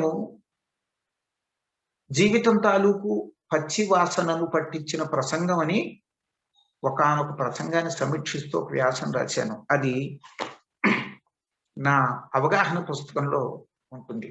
నేను అంటే ఉపన్యాసపు ఇంపార్టెన్స్ ని, దాని స్థానాన్ని గుర్తించాలి అన్న దృష్టితోటి చేసిన ఒక ప్రయత్నం. అలాగే ఉపన్యాసం ఒక సాహిత్య ప్రక్రియ అని ఒక ప్రత్యేకమైన వ్యాసం ఒకటి నేను లోపలికి పుస్తకంలో అచ్చువేశాను. విడిగా పత్రికలో పడిందని దీంట్లో వేశాను. అప్పట్లో చిలుకు పత్రిక గుండా ఒక కాలం ఒకటి నిర్వహించి సాహిత్యవేత్తలు ఎవరైనా వారు విన్న గొప్ప ప్రసంగం లేదా వారిని ప్రభావితం చేసిన ప్రసంగానికి సంబంధించి వాళ్ళ అనుభవాల్ని రికార్డ్ చేస్తారని ఒక కాలం కూడా అప్పట్లో మేము నడిపాము. సరే, ఇది ఇలా ఉంటే మనం ఇంకొకటి ఈ సందర్భంలోనే ఒక ముక్క చెప్పుకోవాల్సింది ఏంటంటే, నిజానికి ఆధునిక తెలుగు సాహిత్యంలో ఈరోజు తెలుగు భారతంలో జరుగుతున్నది సభాపర్వం. లెక్కలేని సభలు మనం జరుపుకుంటున్నాం. సభకి పునాది ఉపన్యాసమే. ఉపన్యాసం లేకుండా సభ ఉండదు. కానీ ఏ సభలో ఇద్దరు వక్తలు, ఒక అధ్యక్షుడు ఇంతకు మించి వేదిక మీద ఉన్నారో ఆ సభ నిజానికి సభ కాదని, సాహిత్య ప్రయోజనం కాక ఇతరేతర ప్రయోజనాలు దేని గురించో జరిగిందని నాకు బలంగా అనిపించింది చాలా రకాల సభలు చూసిన తర్వాత. మనకి మంచి వక్తలు చాలా తక్కువగా ఉన్నారు, మంచి సభలు కూడా చాలా తక్కువగా ఉన్నాయని అనాల్సి వస్తుంది. దానికి కారణం ఏమిటంటే, ఉపన్యాసం ఒక సాహిత్య ప్రక్రియని, అది వినడం కానీ చెప్పడం కానీ ఒక అవకాశం అని గుర్తించకపోవడమే. నేను ఒకటి రెండు నా స్వానుభవాలు చెప్తాను. ఏంటంటే, విశ్వనాథ శత జయంతి సందర్భంగా నన్ను విశ్వనాథ్ వారి కవిత్వం గురించి మాట్లాడమని మల్కుపురం రసజ్ఞ భారతి వాళ్ళు ఆహ్వానించారు. ఒక 20 రోజులు ముందే వాళ్ళు నాకు ఈ విషయం తెలియజేశారు. ఏంటి, మీరు పలానా రోజు వచ్చి మాట్లాడాలి అని. అది ఒక గొప్ప అవకాశంగా భావించి నేను చదవడం మొదలుపెట్టాను. నేను ఎప్పుడు ఎవరు ఉపన్యాసానికి పిలిచినా నేర్చుకోవడం కోసమని ఒప్పుకున్నాను. గొప్ప అవకాశంగా భావించి ఒప్పుకున్నాను. ఎందుకంటే ఒక ఉపన్యాసానికి మనం ఒప్పుకున్న తర్వాత దానికోసం తయారయ్యే క్రమంలో చదివే చదువు ఎంత శ్రద్ధగా చదువుతామంటే, ఎంత కాలాన్ని వెచ్చించగలమంటే, ఇతర సందర్భాల్లో నాకైతే వ్యక్తిగతంగా అంత సమయము, అంత శ్రద్ధ కుదరలేదు అని నేను ఒప్పుకుంటాను. ఆ రోజు ఉపన్యాసం అయిపోయిన తర్వాత ఈ 20 రోజుల్లోనూ నేను విశ్వనాథన్ ఏం చదువుకున్నాను అని సరదాగా ఒక పట్టికొకటి నేను వేసి చూసుకుంటే 3000 పద్యాలు విశ్వనాథ సత్యనారాయణ గారి పద్యాలు నేను ఆ ఉపన్యాసం సందర్భంగా చదువుకున్నానని తెలిసింది ఒకటి. 2, ఎప్పటి నుంచో నేను చదవాలని అనుకుంటూ దొరకక వదిలిపెట్టేసిన దాన్ని ప్రయత్నించి విశ్వనాథ అసంపూర్ణ ఆత్మకథను అప్పుడు సంపాదించి చదివానని నాకు అర్థమైంది. 2, 3, విశ్వనాథ శారద అని ఆయన మీద వచ్చిన ఒక ప్రత్యేక సంచికను చదివానని, ముదివేడు ప్రభాకర్ రావు, తాటికొండ ఆయన పేరు మర్చిపోయాను, వీళ్ళిద్దరూ బ్రాహ్మీమయమూర్తి అని ఒక పుస్తకం వేశారు. దాన్ని నేను మళ్ళీ అధ్యయనం చేశానండి దీనికోసం. అది కాక విశ్వనాథ సత్యనారాయణ గారు వివిధ కవుల్ని అంచనా వేస్తూ విజ్ఞాన సర్వస్వాల కోసం రాసిన వ్యాసాలని రాశారని నాకు తెలుసు కాబట్టి గుర్తొచ్చి ఆ వ్యాసాలని నేను చదువుకుని విజ్ఞాన సర్వస్వాలు తీసి ఆ వ్యాసాలన్నీ చదివాను. ఎందుకు చదివానంటే, ఒక కవిని విశ్వనాథ ఎలా దర్శించాడో చూస్తే విశ్వనాథని ఎలా దర్శించాలో మనకి ఒక మార్గం దొరుకుతుందన్న ఉద్దేశంతో. అంటే విశ్వనాథ శత జయంతి ఉపన్యాసం అన్నది నాకు ఒక సర్టిఫికేట్ కోర్సు లాంటి కోర్సు అయిందనమాట. అలాగ నేను సర్టిఫికేట్ కోర్సులా మార్చుకున్న సందర్భాలు ఎన్నున్నాయో లెక్కలేదు. నన్ను ఎవరెవరు ఎప్పుడెప్పుడు సభలకు పిలిచారో ఆయా సభా నిర్వాహకులందరికీ కూడా నేను ఈ ప్రసంగం ఉంటున్న మిత్రుల ముఖతః వాళ్ళ సమక్షంలో నేను ధన్యవాదాలు చెప్పుకుంటాను. హలో, వినపడుతుందండి? కట్ అయిందా? వినిపిస్తాను సార్, వినిపిస్తాను, మాట్లాడండి సార్. ఇంకాసేపు మాట్లాడచ్చండి? మాట్లాడండి మాట్లాడండి. సరే, నా ఉపన్యాసానికి సంబంధించిన ఈ ఈ అధ్యాయాన్ని ముగించే ముందు ఇంకొక విషయం చెప్తాను. అదేంటంటే, ఒకసారి నేను హైకు గురించి మాట్లాడాల్సి వచ్చింది. వివివి ప్రసాద్ గారి తెలుగులో చాలా మంచి హైకులు రాసిన కవి ఆయన. ఇస్మాయిల్ గారి తర్వాత మనం చెప్పుకునే పేరు వివివి ప్రసాద్ గారు. ఆయన హైకు అనే ఒక పుస్తకాన్ని రాసి ఆవిష్కరణ సందర్భంగా సమీక్షకి నన్ను పిలిచారు. నాకు అప్పటికి హైకుకు సంబంధించిన పరిజ్ఞానం అరకొరగానే ఉంది. ఆ సభలో మాట్లాడడం కోసం నేను హైకుని అధ్యయనం చేయడం మొదలుపెట్టాను. అంతకు ముందు వరకు హైకు అంటే 3 పంక్తుల కవితా రూపం అని మాత్రమే నా ఉద్దేశం. అప్పుడు దాని గురించి నేను చేసిన అధ్యయనం నాకు హైకు స్వరూపాన్ని చాలా మట్టుకు చేరుకోవడానికి, అవగతం చేసుకోవడానికి పనికొచ్చింది. సభ అయిపోయింది కానీ హైకు నన్ను వదిలిపెట్టల. చాలా కాలం వెంటాడింది. ఒకానొక జూలై 20వ తారీఖు నుంచి ఆగస్టు 15వ తారీఖు వరకు 25 రోజుల పాటు నాకు అర్థమైన జన్బౌద్ధం ఏ ధ్యాన స్థితిని సూచిస్తుందో ఆ ధ్యాన స్థితిలో నేను జీవించానని నాకు అర్థమైంది. ఆ 25 రోజుల పాటు అతి సామాన్య వస్తువులు కూడా, అతి సామాన్య చర్యలు కూడా నాకు అద్భుతత్వంతో ఆవిష్కృతమయ్యాయి. సైకిల్ మీద కాలేజీకి వెళ్ళేవాడిని. Mere pedalling of the cycle తొక్కడం అనే చర్యే ఒక అద్భుతమైన అనుభూతికి సంబంధించిన చర్యలాగా అనిపించిన రోజులవి. నాకు ఎదురైన అపరిచితులు, పరిచితులు ఎంతో ఇష్టంగా నాకు గోచరించడం అన్నది నాకు అప్పటి వరకు తెలియని ఒక అపూర్వమైన అనుభవం. అలాగే భోజనం చేయడం లాంటిది, తరగతిలో పాఠం చెప్పడం లాంటి అతి సామాన్య చర్యలు కూడా ఒక ఉదాత్తమైన చర్యలుగా స్ఫురించిన రోజులవి. హైకు ఏం చేస్తుందంటే, జన్బౌద్ధం అనే ఆ కాన్సెప్ట్, ఆ ఫిలాసఫీ ఏం చేస్తుందంటే, మనస్సు అనే కెమెరా లెన్స్ ని దేని మీదకి ఫోకస్ చేయాలో దాని మీదకి మళ్లించి నిలుపుతుంది. దాన్ని నిలబెట్టుకున్నంత కాలం మనం హైకు స్థితిలో ఉంటాం. అందుకని ఏమంటారంటే, హైకు కవిగా జీవించడం చాలా కష్టం హైకు రాయడం కన్నా అని చెప్తారు. ఆ స్థితిలో కానీ హైకులు పుట్టవు. నేను పిట్టల కాలనీ అనే ఒక హైకు సంపుటి వేశాను. అది అప్పుడు పొందిన అనుభవాన్ని, ఆ అనుభూతిని బట్టి నాలో ఉద్బుద్ధమైన ఒక స్పృహ నా చేత రాయించింది. ఇది పిట్టల కాలనీ అని చిలుకు ప్రచురణ వాళ్ళు వేశారు. ఇక్కడితోటి నేను ఉపన్యాసానికి సంబంధించిన అధ్యాయాన్ని పక్కన పెడతాను. నా ఎంఫిల్ పిహెచ్డి గురించి కొంచెం చెప్తాను. నా ఎంఫిల్ ముళ్ళపూడి రచనల్లో హాస్యం అధిక్షేపం. నా పిహెచ్డి ఆధునిక తెలుగు సాహిత్యంలో అధిక్షేప ధోరణ.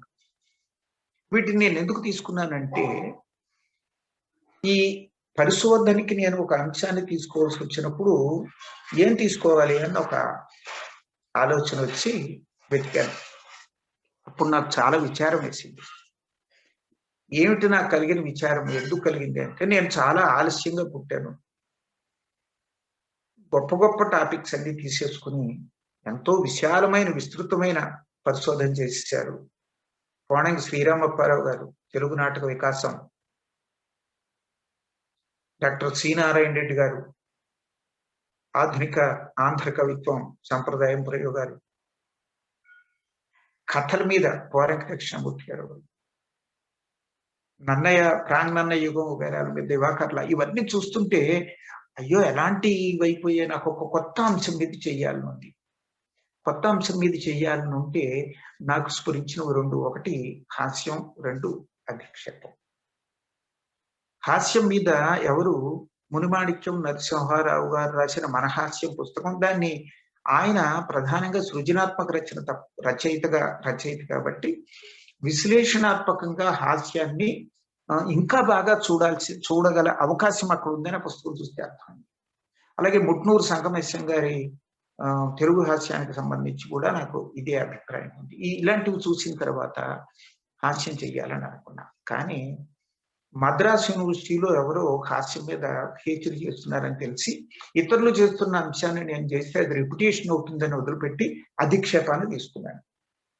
ఈ ఇంగ్లీష్‌లో సెటైర్ అని దేన్ని అంటున్నారో తెలుగులో అధిక్షేపం అని. ఆ పేరుతోటి నేను మొదలుపెట్టా. ఈ అధిక్షేపం గురించి అంతవరకు ఎక్కడ పరిశోధన జరగకపోవడం, వర్క్ జరగకపోవడం అనేది నాకు చాలా సంతోషం కలిగించింది. నేను అధిక్షేప స్వరూప విశ్లేషణ చర్చ అది కూడా మొట్టమొదటిగా చేశానంటే తృప్తి ఒకటి నాకు మిగిలి. ఇంకొకటి ఏంటంటే నా పిహెచ్‌డికి సంబంధించి నాకు కలిగిన ఇంకొక తృప్తి ఏంటంటే ఇన్‌స్ట్రుమెంట్స్ ఆఫ్ సెటైర్ అంటే అధిక్షేపాన్ని సాధించడం కోసం కవులు, రచయితలు ఏ రకమైన పనిముట్టుల్ని, సాధనాల్ని వాడుతున్నారు అన్న చాప్టరు నాకు తృప్తి కలిగించిన చాప్టర్. ఎలాగంటే ఫ్యూచరాలజీ ఒక ఇన్‌స్ట్రుమెంట్ గా గుర్తించాను నేను. అలాగే బర్లెస్క్ ప్యారడీ గురించి చాలా మందికి అవగాహన ఉంది, కానీ బర్లెస్క్ అంటే ఏమిటో అవగాహన లేదు, చాలా మందికి లేదు. మా గురువు గారితోటే నేను ఈ విషయంలో విభేదించాను. చాలా ఆసక్తికరమైన చర్చ జరిగింది. ఆయన చాలా గొప్ప సహృదయుడు. ఆయన ఒకసారి కలుసుకోవాలి. ముదిగొండ వీరభద్ర శాస్త్రి గారు, director of centre for encyclopaedia. ఆయన ఎంత సహృదయుడంటే, మేస్టారు నాకు కొన్ని డౌట్లు ఉన్నాయండి ఈ పరిశోధన అంశం గురించి అంటే, ఆయన ఉన్న పనులన్నీ పక్కన పెట్టి సెక్రటరీని పిలిచి, మనవాడు ఏదో చర్చిస్తానంటున్నాడు, డౌట్లు ఉన్నాయంటున్నాడు, నువ్వు మమ్మల్ని డిస్టర్బ్ చేయకు, అప్పుడప్పుడు కాఫీ మాత్రం పంపించు అని చెప్పి నాతోటి చర్చకి ఆయన సమ్మతించారు. ఆ రోజు 4 గంటల పాటు చర్చించాం. 4 గంటలు చర్చ జరగడానికి ఏముందయ్యా అంటే, సెటైర్ పేరుతో నేను ఏం రాస్తాననుకుంటున్నానో అది అని ఆయన అనుకుంటున్నారో అది, సెటైర్ పేరుతో నేనేం రాద్దాం అనుకుంటున్నానో అది, రెండింటికి భేదం.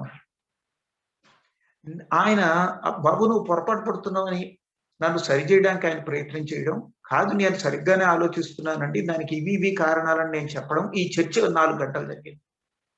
ఆ రోజు ఆయన ఏమన్నారంటే, మనం రేపు కొనసాగిద్దాం, ఇప్పటికే 6:30 అయిపోయింది అన్నారు. ఆ తర్వాత ఒక 3 గంటలు చర్చించాం. అంటే ఒక 7 గంటల పాటు ఒక రీసెర్చ్ స్కాలర్ తనతో విభేదిస్తూ ఉంటే సహించే సహృదయత చాలా చాలా అరుదుగా చూస్తామని నాకు ఇతర మిత్రులు అనుభవాలను బట్టి కానీ, నేను చూసిన దాన్ని బట్టి కానీ నాకు అర్థమైంది. ఆయన 7 గంటల పాటు ఆ చర్చను చివరిలో ఏమన్నారంటే, ఆయన నాయన నీకు పిహెచ్‌డి రాయడానికి అర్హత వచ్చేసింది, నువ్వు నన్ను కన్విన్స్ చేయడానికి నీ ప్రతిపాదనల్ని, దానికి ఉదాహరణల్ని చెప్తూ నిన్నటి నుంచి 7 గంటల పాటు ఏమేం మాట్లాడేవో అది కాగితం మీద పెడితే అది పిహెచ్‌డి. ఇంకా నేను చదవాలనుకుంటే అది నీ చేదస్తం అన్నారు. నేను చేదస్తుడు కాబట్టి ఇంకా చదువుకున్నాను, తర్వాత అది వేరే సంగతి.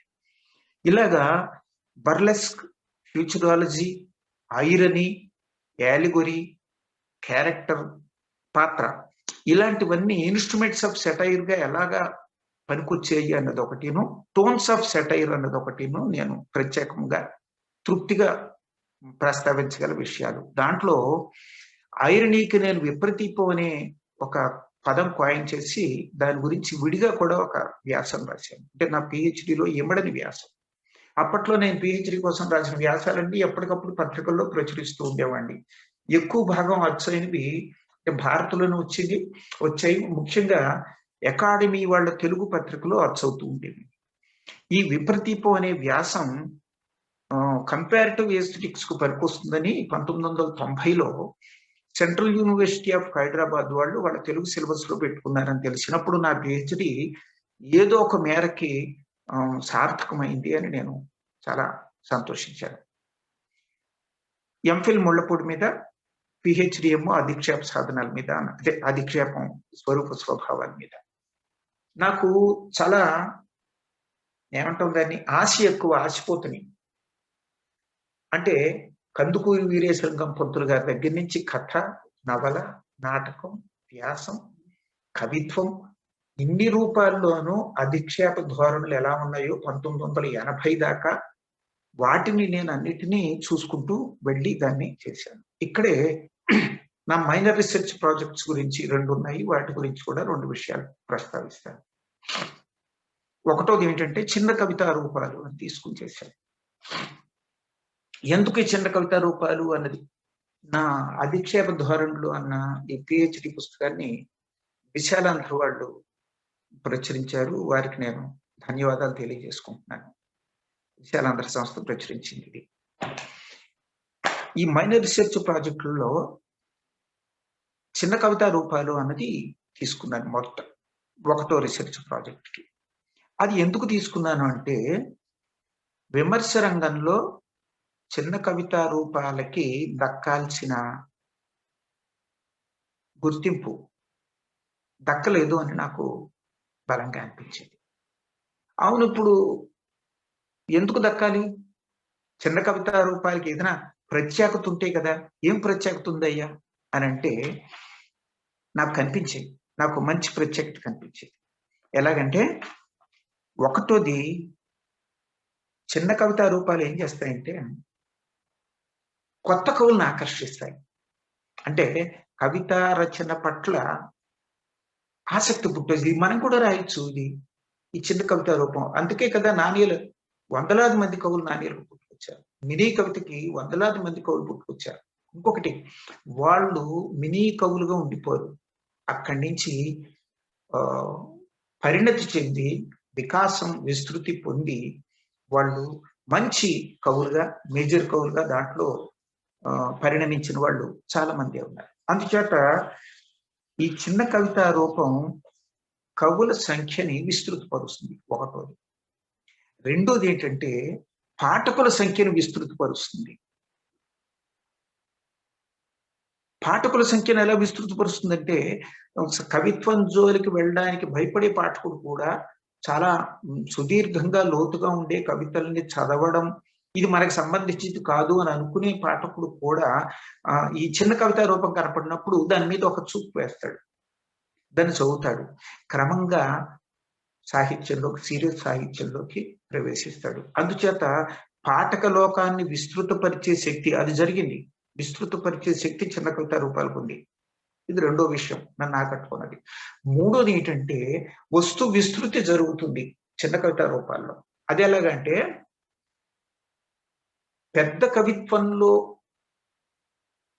అంత విస్తృతికి నోచుకొని ఎక్స్పాన్షన్ కి కుదరని, లేదా కవి అంత ఎక్స్పాండ్ చేయడానికి సమర్థుడు కాని సందర్భాలు ఉన్నప్పుడు చిన్న కవితా రూపాలు వాటికి చాలా అనువుగా ఉంటాయి. కాబట్టి కవిత్వ క్షేత్రంలోకి కొత్త వస్తువులు చిన్న కవితా రూపాల ద్వారా ప్రవేశిస్తాయి. ఇంకా శిల్పానికి సంబంధించి ఇంత నేను లోతుగా ఇంతకన్నా ఇక్కడ మాట్లాడే సందర్భం కాదు కాబట్టి నేను వాటి అంతకు మించి చెప్పను. కానీ చిన్న కవితా రూపాల్లో నాకు ఆసక్తి ఏమిటంటే ప్రత్యేకంగా గజల్, హైకు, ముత్యాల సరం, ఇవి నాకు ప్రత్యేకమైన ఆసక్తి ఉన్న కవితా రూపాలు. కోనులంబ పదాలు, అందుచేత అది చేశాను. నేను చేసిన 2వ మైనర్ రీసెర్చ్ ప్రాజెక్టు వర్తమాన కథ అన్నది. నేను కోనులంబ పదాలకి టైం ఉంటే, నాకు గుర్తుంటే మళ్ళీ వస్తాను. ఇప్పుడు ఈ 2వ మైనర్ రీసెర్చ్ ప్రాజెక్టు వర్తమాన కథ ఎందుకు తీసుకున్నాను, ఏం చేశాను క్లుప్తంగా చెప్తాను.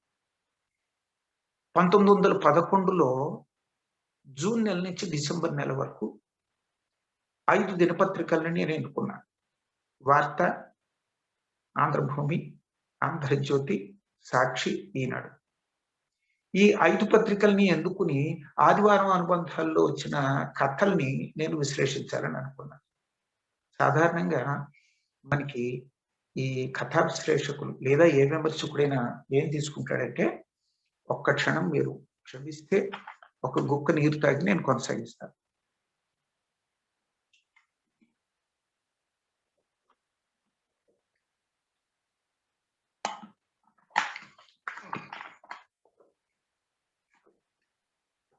Thank you.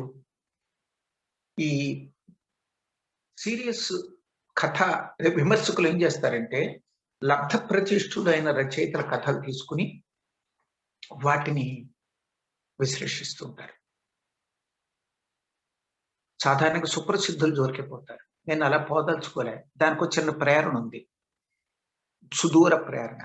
కొడవటిగట్టు కుటుంబరావు గారు ఒకప్పుడు అపూర్వ అపరాధ పరిశోధక కథలు అని కొన్ని కథలు రాసి పుస్తకంగా వేశారు. అప్పుడు ఆయన ఆ పని ఎందుకు చేశారంటే, పుంఖాను పుంఖాలుగా డిటెక్టివ్ నవలలు వస్తున్న రోజుల్లో, సామాన్య పాఠకులు విపరీతంగా చదువుతున్న రోజుల్లో వాళ్ళు ఏం చదువుతున్నారు? దాంట్లో ఉన్న ఇల్లాజికల్ నేచర్ లేదా అవాస్తవికత, అతార్కికత, అసంబద్ధత ఏంటి? అవి చేస్తున్న ఆ సాహిత్య సృష్టిలో పాఠకుడు గ్రహించకూడనివి ఏమిటి? ఇవి తెలియడం కోసం ఆయన ఈ కథలు అపూర్వ అపరాధ పరిశోధక కథలు అని రాశారు. అంటే ఏంటన్నమాట, సాహిత్య రంగంలో సీరియస్ సాహిత్య పాఠకులు మాత్రమే చదివే రచనలు మాత్రమే కాకుండా, విమర్శకుడు అన్నవాడు సామాన్య పాఠకుడు ఏం చదువుతున్నాడో వాటిని కూడా పట్టించుకుని, వాటిని కూడా విశ్లేషించడం అన్నది అవసరమని ఒకానొక స్పృహ నాకు అవి చదివినప్పుడు కలిగింది. సరే, దాంతో వర్తమాన కథలో తీసుకుని 150 కథలు వచ్చాయి. 150 కథల్ని నేను విశ్లేషించాను. తర్వాత తీసుకున్నప్పుడు నాకు ఇంకొక చిన్న కోరిక ఏమిటంటే, కథ అనగానే కథా విమర్శకి ఇంకా జాగ్రత్తగా పరిశీలించింది. కథా విమర్శలో ఒక కథ తీసుకుని దాన్ని విమర్శించడం లేక విశ్లేషించడం అంటే ఏంటంటే, ఆ కథను మళ్ళీ క్లుప్తంగా చెప్పడం. దాంట్లో పలానా పాత్ర బాగుందనో లేకపోతే ఇతివృత్తం పలానా తీసుకున్నారు, ఈ రోజు సొసైటీలో ఇది బాగా జరుగుతోంది కాబట్టి ఇది చాలా ముఖ్యమని ఒకటో రెండో వ్యాఖ్యలు చేయడం, అక్కడతోటి కథా విమర్శ అయిపోతుంది. అంతకు మించి ఈ మూసని భగ్నం చేసి మనం విస్తృతపరచగలమా అని ఒక కోరిక ఒకటి నాలో ఉంది. నేను ఆ ప్రయత్నం చేశాను.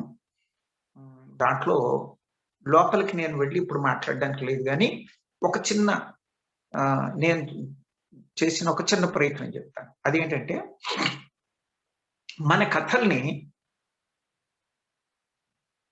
మన సమాజానికి చెందని వేరే సమాజానికి సంబంధించిన వ్యక్తి చదివితే అతను ఏమేం గమనిస్తాడు ఈ కథల్లో అని చూడడానికి ఒక ప్రయత్నం చేశాను.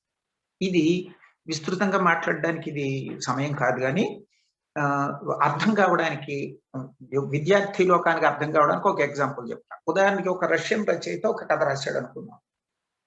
ఆ రష్యన్ రచయిత ఆ కథ రష్యా వాళ్ళు ఏం తింటున్నారో ఇతర భాషల వాళ్ళకి, ఇతర ప్రాంతాల వాళ్ళకి చెప్పడానికి రాయడు. కానీ వాళ్ళు ఏ అన్నం తింటున్నారో మాట్లాడుకుంటున్నప్పుడు ఆహార పదార్థాలను చెప్తాడు. ఇతర ప్రాంతం వాళ్ళు వీళ్ళు ఏం తింటున్నారు అన్నది ఆ కథ ద్వారా తెలుసుకుంటారు. రచయిత ఉద్దేశం అది కాదు. అలాగే అక్కడ వాతావరణం, ఎలాంటి దుస్తులు వేసుకుంటారు వాళ్ళు, లేదా ఎదుటి వాళ్ళని ఎలా గ్రీట్ చేస్తారు, ఎలా రిసీవ్ చేసుకుంటారు, వాళ్ళ చిన్న చిన్న సంప్రదాయాలు, పద్ధతులు ఏ రకంగా ఉంటాయి, వాళ్ళ విద్యా విధానం ఎలా ఉంటుంది, ఇవి చెప్పడానికి కథ రాయుడు రష్యన్ రచయిత. మనం ఎలాగైతే ఈ విషయాలు చెప్పడానికి రాయమో వాళ్ళు ఆ విషయాలను వేరే ఇతివృత్తం ఉంటుంది, కానీ మనం ఇవి చూస్తాం. అలాగా ఒక ఇతర ప్రాంతానికి చెందిన ఒక వ్యక్తి వస్తే ఆ కథల ద్వారా, ఈ 150 కథల ద్వారా మన సమాజానికి సంబంధించి ఆసక్తికరమైన విషయాలు అతను ఏమేమి గమనిస్తాడు లాంటి వివరాల్ని నేను పొందుపరచడానికి ఒక ప్రయత్నం చేశాను. ఇక్కడితో నేను నా మైనర్ రీసెర్చ్ ప్రాజెక్ట్ గురించి కూడా పక్కన పెట్టాను. నా ఎంఫిల్ గురించి, పిహెచ్డి గురించి, మైనర్ రీసెర్చ్ ప్రాజెక్ట్ గురించి అయిపోయింది. ఇందాక కోనలింబ పదాలు, ఈ కోనలింబ పదాలు అనేది మన అచ్చమైన తెలుగు ఛందస్సు, ముచ్చటైన తెలుగు ఛందస్సు. 3 పంక్తులు తర్వాత ఓ కోనలమ్మ వస్తుంది. ఒక పెర్ఫెక్ట్ లయ ఉంది దాంట్లో. 3 పదాలకి చివర అంత్యప్రాస ఉంటుంది. కనీసం 2 పంక్తులకు ముందు ఆది ప్రాస గాని ఎత్తి గాని వెయ్యాలి. ప్రాస ఎత్తి గాని ఎత్తి గాని వేయాల్సి ఉంటుంది. 3 లైను పంచ్ లైన్ అంటాం దాన్ని. అంటే ఏమిటనమాట, అప్పటి వరకు పైన చెప్పిన విషయాల్ని ఒక్కసారి దాని మీద వెలుగు ప్రసరించి తళుక్కుమనేటట్టు చేసే ఒక పంక్తి 3వ పంక్తిగా ఉండాలి. ఇది ఆరుద్ర సృష్టి అని అనుకుంటారు చాలా మంది. పెద్దవాళ్ళు కూడా అనుకోవడం నాకు ఆశ్చర్యం కలిగించింది. ఆరుద్ర సృష్టి కాదు, ఇది సాంప్రదాయకమైన పదం.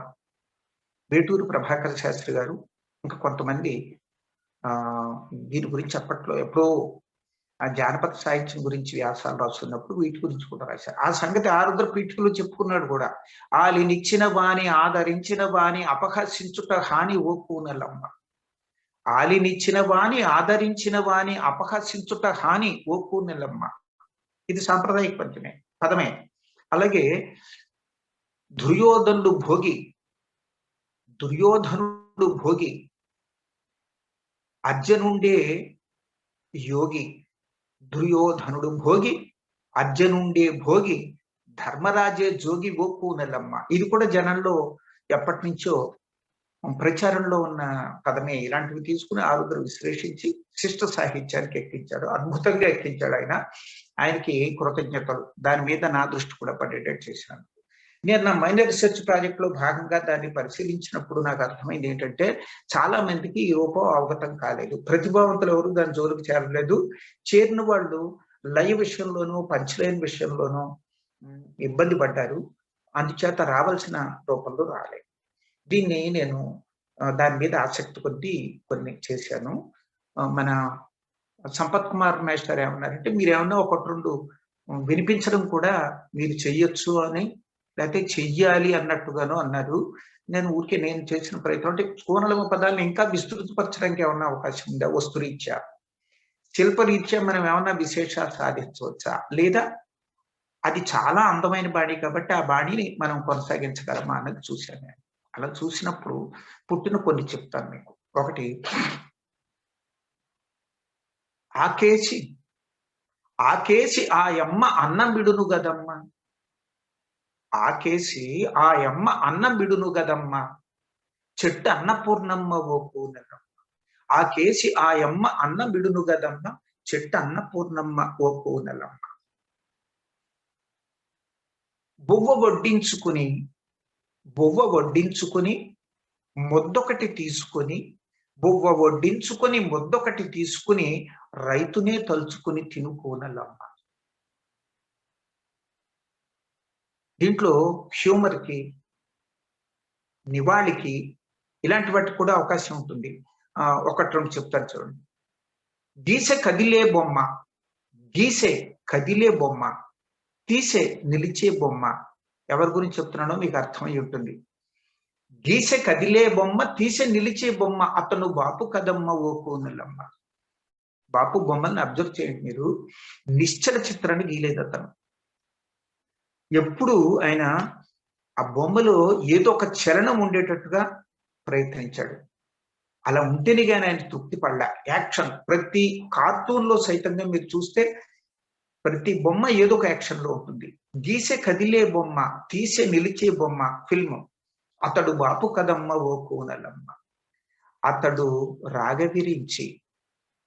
రాగవిరించి అసమ రామ విపంచి అందు త్యాగయనించి ఓ కోనలమ్మ. అతడు రాగవిరించి అసమ రామ విపంచి అందు త్యాగయనించి ఓ కోనలమ్మ. అలాగే హ్యూమర్కి అవకాశం ఉంది ఇక్కడ. ఎందు చూచిన అందు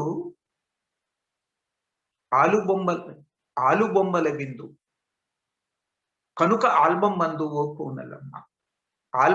ఆల్బమ్ అనే మాటని కొంచెం విరిచి గమ్మత్తుకి ఆల్బమ్ అంటే ఏమిటంటే ఆలుబొమ్మలు ఉంటాయి కాబట్టి ఆలుబొమ్మ.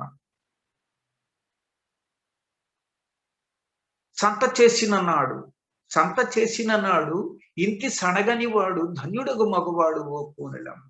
సంత చేసిన నాడు ఇంటి సనగని వాడు ధన్యుడగు మగవాడు ఓ కోనలమ్మ. ఇంకొకటి చెప్పి ముగిస్తాడు.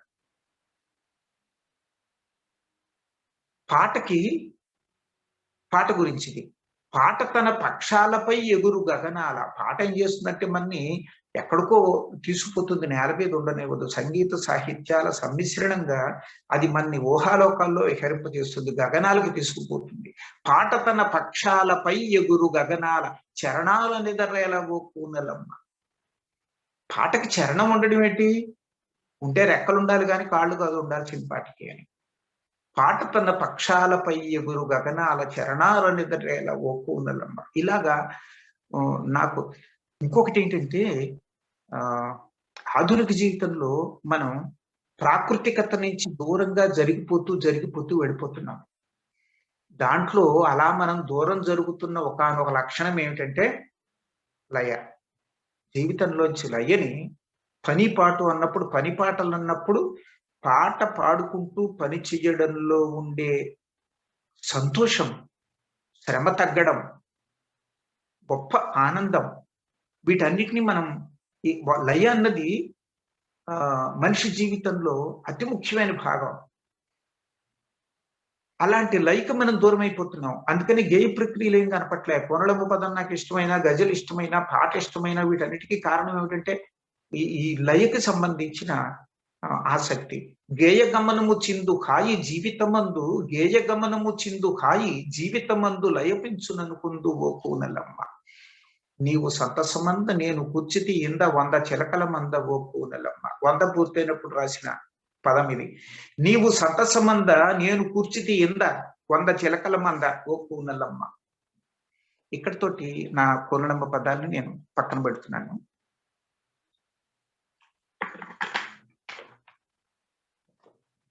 తర్వాత ఇది ఫౌంటైన్ హెడ్ అని ఐన్ ర్యాండ్ అనే గొప్ప రచయిత్రి రాసిన నవల. ఈ నవల్ని నేను తెలుగు చేశాను. దీని పేరు తెలుగులో కూడా ముద్రాపకుల కోరిక మేరకు అందరికీ తెలిసిన పేరే ఉంచితే బాగుంటుందని అంటే ఫౌంటైన్ హెడ్ అని ఉంచాం. దీన్ని నేను తెలుగు చేశాను. ఇది ఆబ్జెక్టివిజం అని ఒక ఫిలాసఫీకి ఆవిడ ఐన్ ర్యాండ్ ప్రతిపాదించిన ఫిలాసఫీ ఆబ్జెక్టివిజం. ఆ ఫిలాసఫీకి అక్షర రూపం ఇస్తే, ప్రపంచానికి అప్లై చేస్తే ప్రపంచం ఎలా ఉంటుందో చూపించడానికి నవల రాసింది ఆవిడ.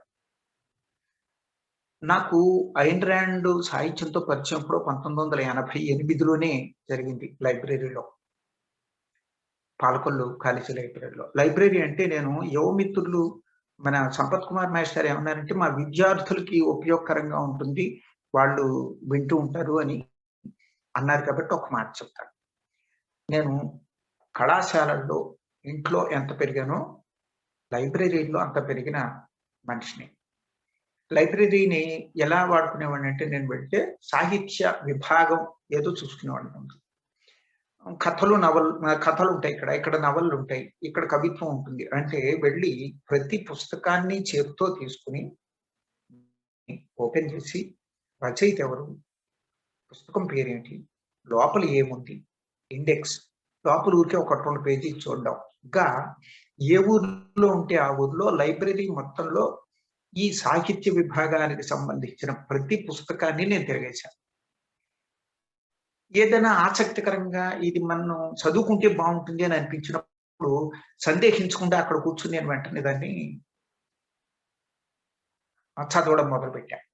ఈ విషయం విద్యార్థి మిత్రులకు ఎందుకు చెప్తున్నానంటే, ఈ రకంగా చూడడం వల్ల నాకు జరిగిన లబ్ధి ఏంటంటే, లైబ్రరీని ఇలాగ ఉపయోగించుకోవడం వల్ల జరిగిన అంటే ఏదో పుస్తకం కోసం వెళ్ళడం, అది తెచ్చుకొని కూర్చొని చదువుకోవడం వేరు.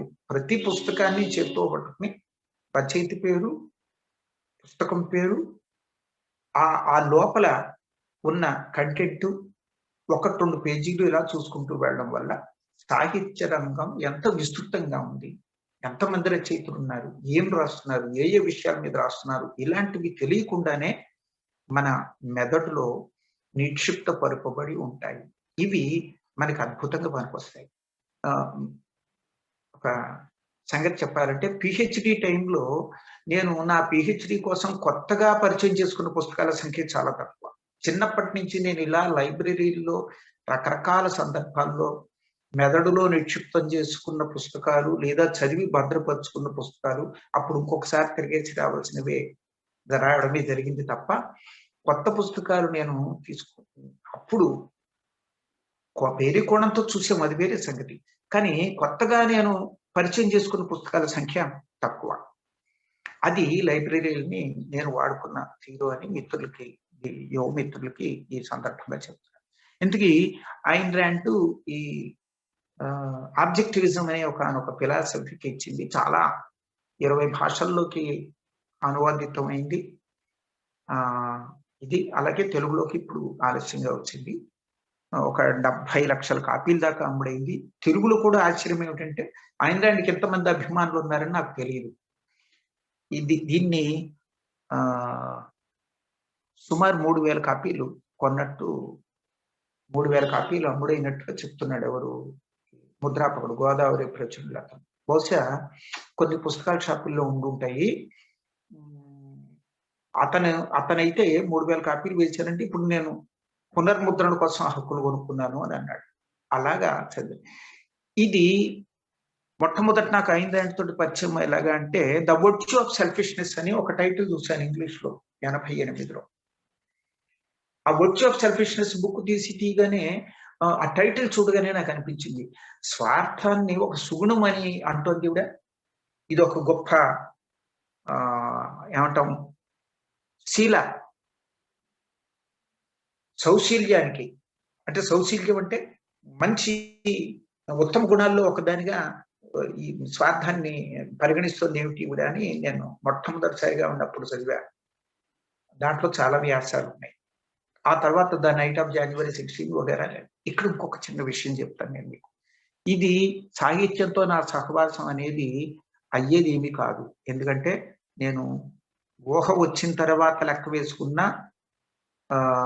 5 దశాబ్దాలకు పైగా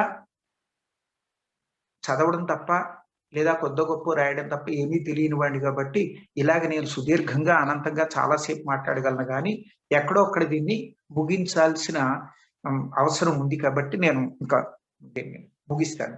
దీని గురించి అనువాదం గురించి ఒక మిత్రుడు ఏమన్నాడంటే, చాలా మంచి రెస్పాన్స్ వచ్చింది నాకు. అంటే ఎంతో మంది లబ్ధ ప్రతిష్ఠులైన వాళ్ళు లేదా మిత్రులు, ముఖ్యంగా యువకులు నాకు దీని గురించి ఫోన్ చేసి, ఇంగ్లీష్ నవళ్ళు చదివే అలవాటు ఉన్న వాళ్ళం కూడా ఇది కొనుక్కుని దీన్ని పూర్తి చేయలేక మేము షెల్ఫ్లో పెట్టుకుని ఉంచేసాము, మీ వల్ల మేము దీన్ని చదవగలిగాము అని ఒక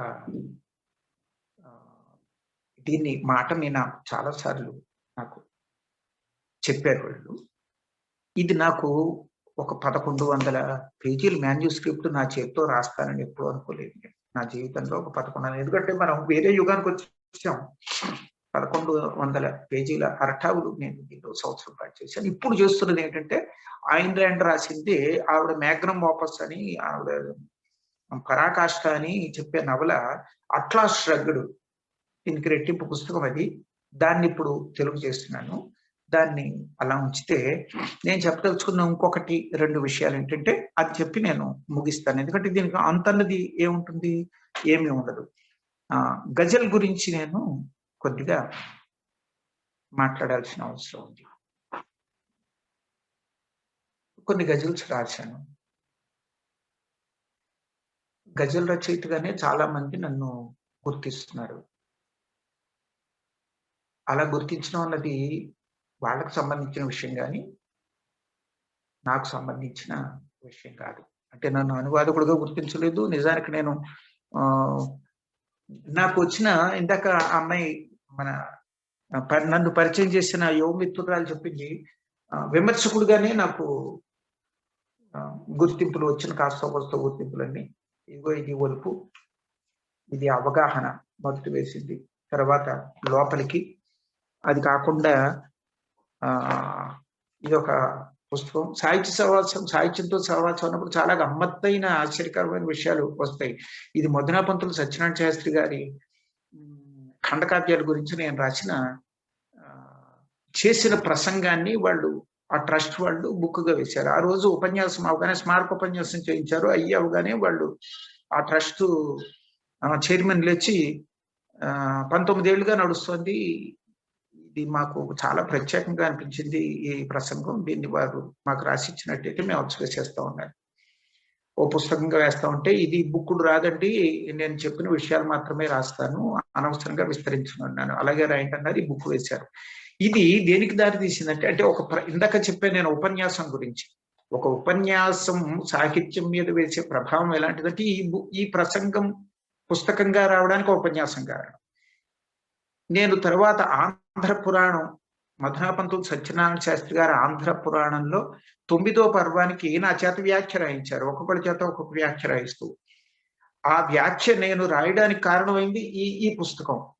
ఇది చదివి ఆయన ఇది చాలా మందికి నచ్చిన ఈ ప్రసంగ పుస్తకం. ఇది చాలా చిన్న పుస్తకమే కానీ చాలా విశేషమైన రచన అని చెప్పేసి చాలా మంది మిత్రులు, పెద్దలు మెచ్చుకున్నారు.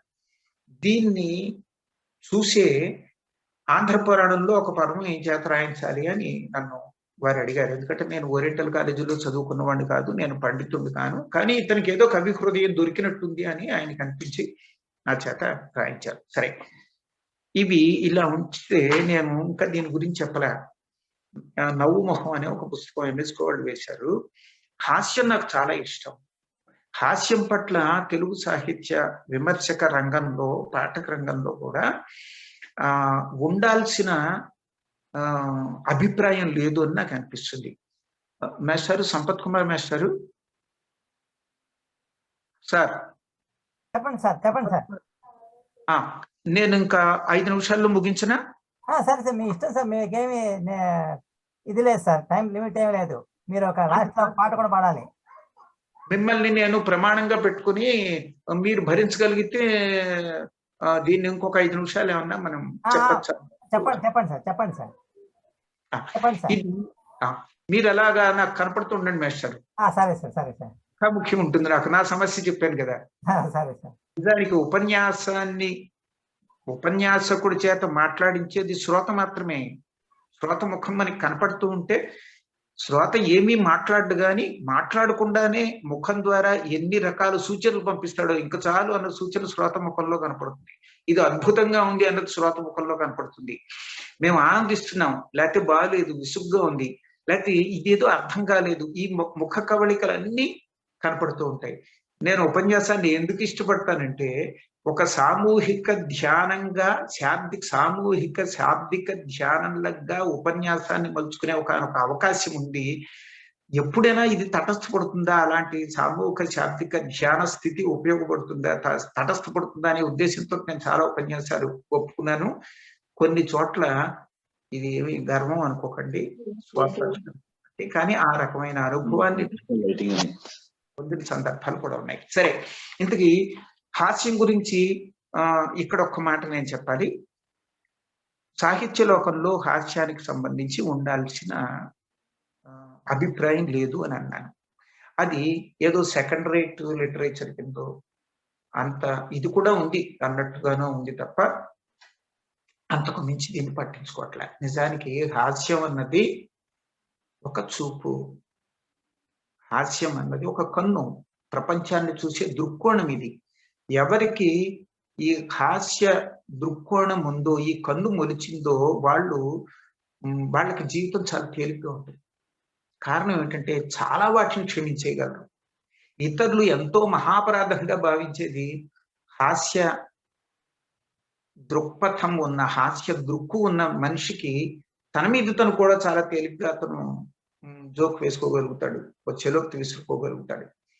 ప్రపంచాన్ని ఈ కన్నుతో దర్శించడం చేతనైన వాడు, క్షమించగల హృదయం, జీవితాన్ని తేలిగ్గా తీసుకోగలిగిన ఒకానొక హృదయం అతనికి రూపొందుతుంది.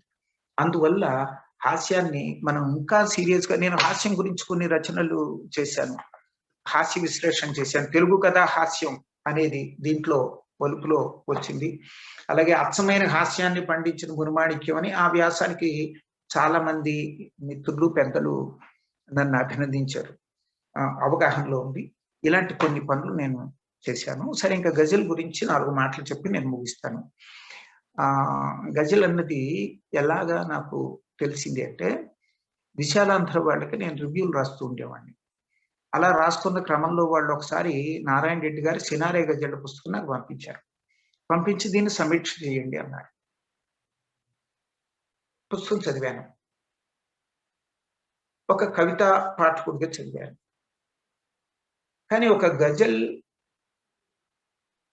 ప్రక్రియలో ఉన్న పుస్తకాన్ని సమీక్షించాల్సి వచ్చినప్పుడు గజల్కి సంబంధించిన జ్ఞానం, ప్రక్రియకి సంబంధించిన జ్ఞానం కొద్ది గొప్ప లేకుండా దాన్ని ఎలాగా నువ్వు పట్టుకోగలవు? నిజానికి ఒక పద్య కవిత్వాన్ని సమీక్షించాలంటే ఖచ్చితంగా అతను పద్య రచనకు సంబంధించిన అవగాహన ఉంటేనే సరైన న్యాయబద్ధమైన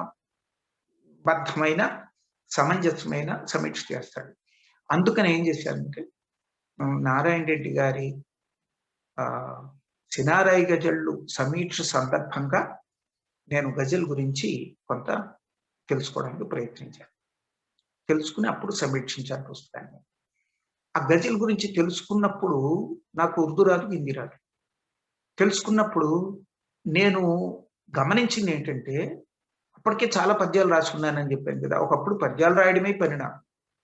కోణార్క శిల్పి అని ఒక కావ్యాన్ని మొదలుపెట్టి దాన్ని కొంతవరకు రాసి అప్పటికి డిగ్రీ పూర్తయిపోవడం వల్ల నేను హైదరాబాదు పై చదువుల కోసం వెళ్ళి అక్కడ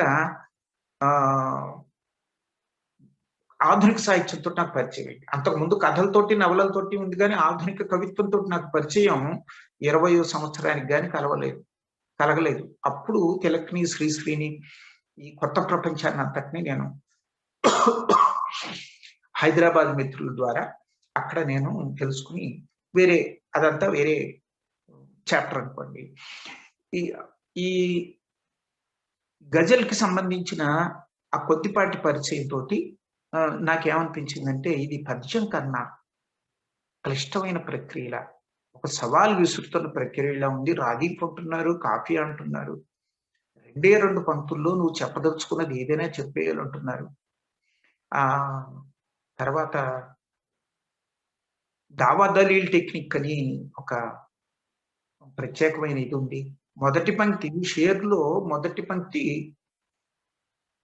మనం ఏమి ప్రతిపాదిస్తున్నామో దాన్ని వెలిగించే, ఒక్కసారి ఉజ్వలింపజేసే పంక్తిగా 2వ పంక్తి మలచాలని, ఇలాంటి నియమాలతోటి చాలా సున్నితమైన కవిత్వం చెప్పాలని ఇన్ని ఉన్నాయి కదా అని అనుకున్నాను. అది నాకు ఒక సవాల్ విసిరితే నేను మౌనంగా మా ఇంట్లో కూర్చున్న సవాల్ స్వీకరించి నా మొట్టమొదటి గజలు రాశాను. దాని మీద నారాయణ రెడ్డి గారి ముద్ర స్టాంప్ వేసినట్టుగా కనపడుతుంది. చేదకుంటే బావి నీరు చెడిపోతుంది, వాడకుంటే ప్రతిభకున్న వడిపోతుంది అని మొదలైన గజలు.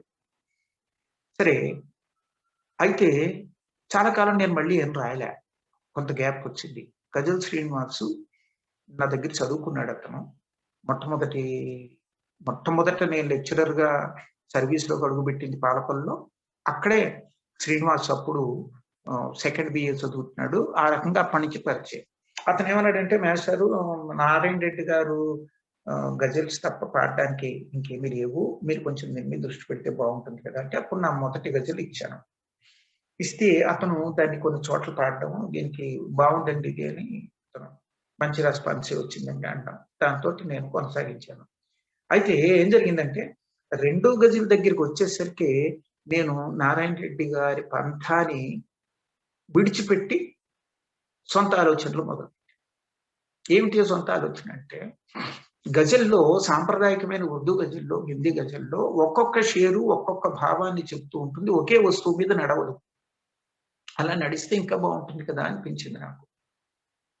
తర్వాత నారాయణ రెడ్డి గారు ప్రధానంగా ప్రబోధాత్మకమైన గజల్స్ ని ఆయన సృష్టించారు. నేను ప్రబోధాత్మకతతో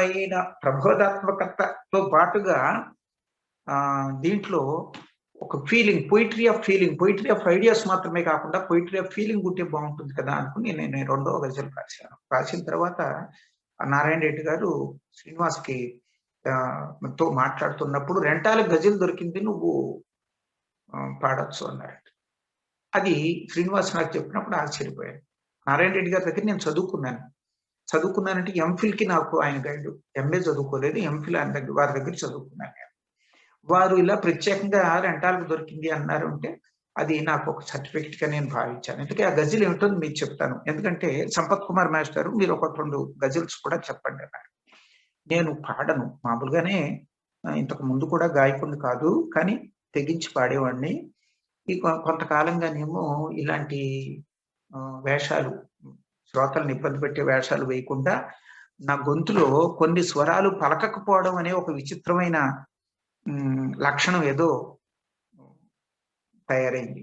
దాంతో నేను ఇప్పుడేం పాడను, చెప్తాను. ఏం చేశానంటే, 2వ గజలే పోయిటరీ ఆఫ్ ఫీలింగ్స్ లోకి వెళ్ళాలనుకున్నాను. ఇంకొకటి ఏంటి, ఏక వస్తుక గజల్ రాయాలంటే ఒకే వస్తువు మీద గజల్ రాయాలి అని అనుకున్నాను. అప్పుడు నేను తీసుకున్నది ఏంటంటే వాన.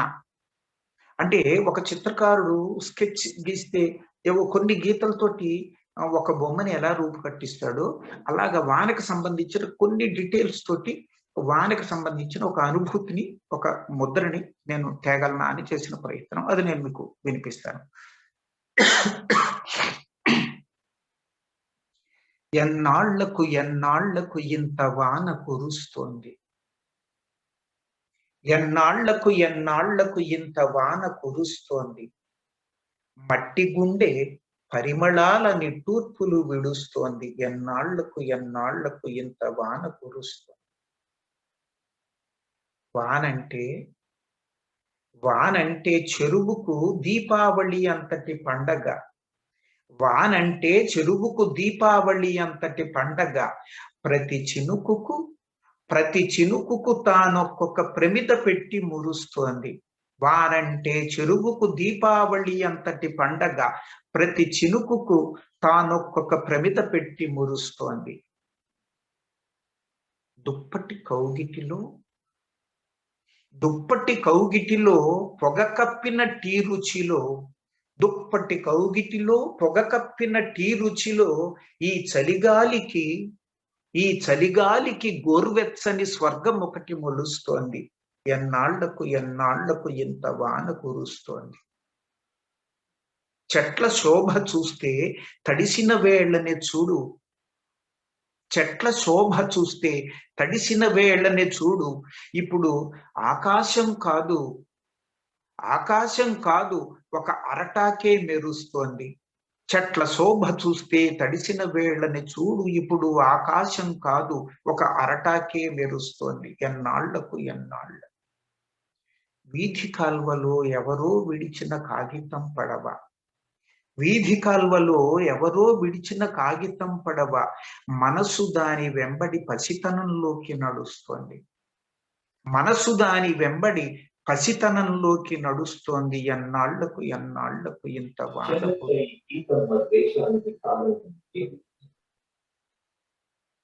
సెగలు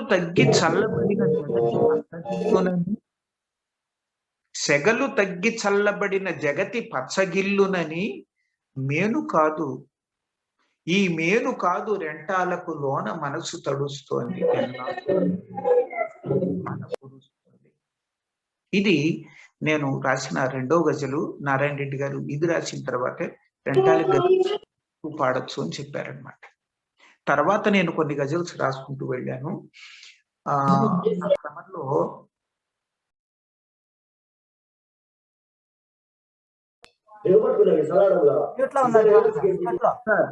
ఆగిపోయిందా? ఇప్పుడు మాట్లాడండి. ఎంతసేపు అయిందండి ఆగిపోయింది? లేదు, ఇప్పుడే మాట్లాడండి. ఇంకా నేను ముగిస్తా. నేను ఇందాక ఒకటి చెప్పాను, ఉపన్యాసానికి సాహిత్య ప్రక్రియగా ఒక విలువ ఉంది, ఒక గౌరవం ఉంది, దాని మీద సమీక్షలు రావాల్సి ఉంది, సాహిత్య చరిత్రలో దాని భాగాన్ని గుర్తించాల్సి ఉందని చాలా ఎక్కువసేపు తీసుకుని చెప్పాను. ఈ సందర్భంగా కూడా నాకు అది గుర్తొస్తుంది. ఏంటంటే గజల్ రచన శిక్షణ శిబిరం అని కొత్తగూడెంలో, ఖమ్మంలో, పిడుగురాళ్లలో, హైదరాబాద్లో, విజయవాడలో ఇలాగ కొన్ని చోట్ల జరిగినప్పుడు, కొన్ని చోట్లయితే నేను పొద్దు నుంచి సాయంత్రం దాకా, పొద్దున 10 గంటల నుంచి సాయంత్రం 5 గంటల దాకా కూడా నాకు తెలిసిన గజల్ని నేను అక్కడ చెప్పడానికి, అలా కొంతమంది భైరి ఇందిర్ లాంటి, కొత్తగూడెం రాజేష్ లాంటి కొంతమంది కవులు కవిత్రులు అక్కడ తయారయ్యారు. అది కూడా నాకు చాలా సంతోషం. నా సహవాసం చాలా ముఖాలుగా విస్తరించి ఉంది. అయితే గజల్స్ గురించి ఇక్కడ నేను ఇంకొక మాట చెప్పి ముగిస్తాను. ఇంకా గజల్స్ ఏం వినిపించను, అంటే టైం చాలా అయిపోయింది. చాలా దుర్మార్గంగా కాలాంతకుడిలాగా నేను వ్యవహరించి ఎంతసేపు మాట్లాడాను. గజల్ గురించి నేను చెప్పదలుచుకున్న 1-2 విషయాలు ఏంటంటే, ఈ సందర్భంగా గజల్కి, తెలుగు గజల్కి అది ఇప్పటికి కూడా డిఫెన్స్ లోనే ఉంది. దానికి వ్యతిరేకత ఉంది అంటే ఏమంటున్నారంటే, సాంప్రదాయిక గజల్ ప్రియులు ఏమంటున్నారంటే, గజల్ అంటే ప్రేమ గురించి, బాధ గురించి, దర్ద్ అన్నాడు. తర్వాత ఇష్క్, ప్రేమ గురించి మాట్లాడాలి, బాధ గురించి మాట్లాడాలి, దాంట్లో ప్రతీకలు ఉంటాయి. తర్వాత సూఫీ ఫిలాసఫీ గురించి మాట్లాడాలి, అంతేగాని దీంట్లో వాన గురించి రాస్తాను, నాన్న గురించి రాస్తాను, నాన్న గజల్ నేను ఇక్కడ చెప్పబోవటం లేదు. నాకు చాలా చాలా చాలా గుర్తింపు తెచ్చిన గజలు నాన్న గజలు. అలాగే చాలా మందికి ఇష్టమైన గజలు గోదావరి గజలు. అలాంటివేమి ఇక్కడ నేను ప్రస్తావించను, యూట్యూబ్ లో అక్కడక్కడ దొరుకుతాయి. ఈ అభ్యంతరాలు ఏమిటంటే, సాంప్రదాయకమైన గజల్ని విన్న వాళ్ళు ఎవరు కూడా ఈ వస్తు విస్తృతిని, ఈ స్వేచ్ఛని ఒప్పుకోలేదు. కానీ నేను వాళ్ళతో ఏకీభవించలేకపోతున్నాను. ఎందుకు ఏకీభవించలేకపోతున్నానంటే చిన్న విషయం, నవల ఉంది. ఒకసారి అముద్రిత గ్రంథ చింతామణి అనే పత్రిక నవల ఎలా ఉండాలో ఏమిటో ఇచ్చిన ప్రకటన ఒకసారి చూపుతుంది. అముద్రిత గ్రంథ చింతామణి నవల ఎలా ఉండాలని ఇచ్చిందో ఒక రూపాన్ని నిర్దేశించి నవలల పోటీలు పెట్టి తెలుగులో నవలల వ్యాప్తికి కృషి చేసిన పత్రిక కదా. ఆ రోజున్న నవలకి ఈ రోజు వస్తున్న నవలకి సంబంధం ఉందా? రెండు ఒకలాగా ఉన్నాయా? ఉండవు. ఎందుకు ఉండవంటే ప్రక్రియ విస్తృతి చెందుతుంది, రూపాన్ని మార్చుకుంటూ ఉంటుంది. దాంట్లో చిన్నప్పటి నేను ఇప్పటి నేను వేరు అయినట్టుగా, కానీ చిన్నప్పటి శ్రీ వెంకటేశ్వరరావు ఇప్పటి శ్రీ వెంకటేశ్వరరావు ఒకటే అయినట్టుగా, 25 ఏళ్ళు నేను, 50 ఏళ్ళు నేను, 60 ఏళ్ళు నేను ఒకటే అయినట్టుగా ప్రక్రియ ఒక భాష నుంచి ఇంకొక భాషలోకి వెళ్ళినప్పుడు నేను అదంతా ఇక్కడ విస్తరంగా చెప్పను. కానీ నేను చెప్పదలుచుకున్న విషయం యొక్క సారాంశం ఈ రూపంగా క్లుప్తంగా నేను అందాలని మాట చెప్తున్నా. చిన్న విషయం, పద్యం ఉంది, సంస్కృతం నుంచి తెచ్చుకున్న వృత్త పద్యాలు ఉన్నాయి. సంస్కృతంలో ఉన్న ఛందస్సును మనం పాటించామా? నన్నయ్య గారు పాటించారా? ఉదాహరణకి పద్యం చివరిలో గురువు, లఘు కూడా గురువే సంస్కృతంలో. తెలుగులో లఘువే గురువు, గురువే ఒప్పుకోలేదు తెలుగులో. అలాగే సంస్కృతంలో స్వరూపాక్షరయతి ఉంటే తెలుగులో స్వరూపాక్షరయతి ఉంటే చాలు. కానీ సంస్కృతంలో ఎపిస్థానం దగ్గర పదం విరిగి తీరాలి, కొత్త పదం మొదలు కావాలి.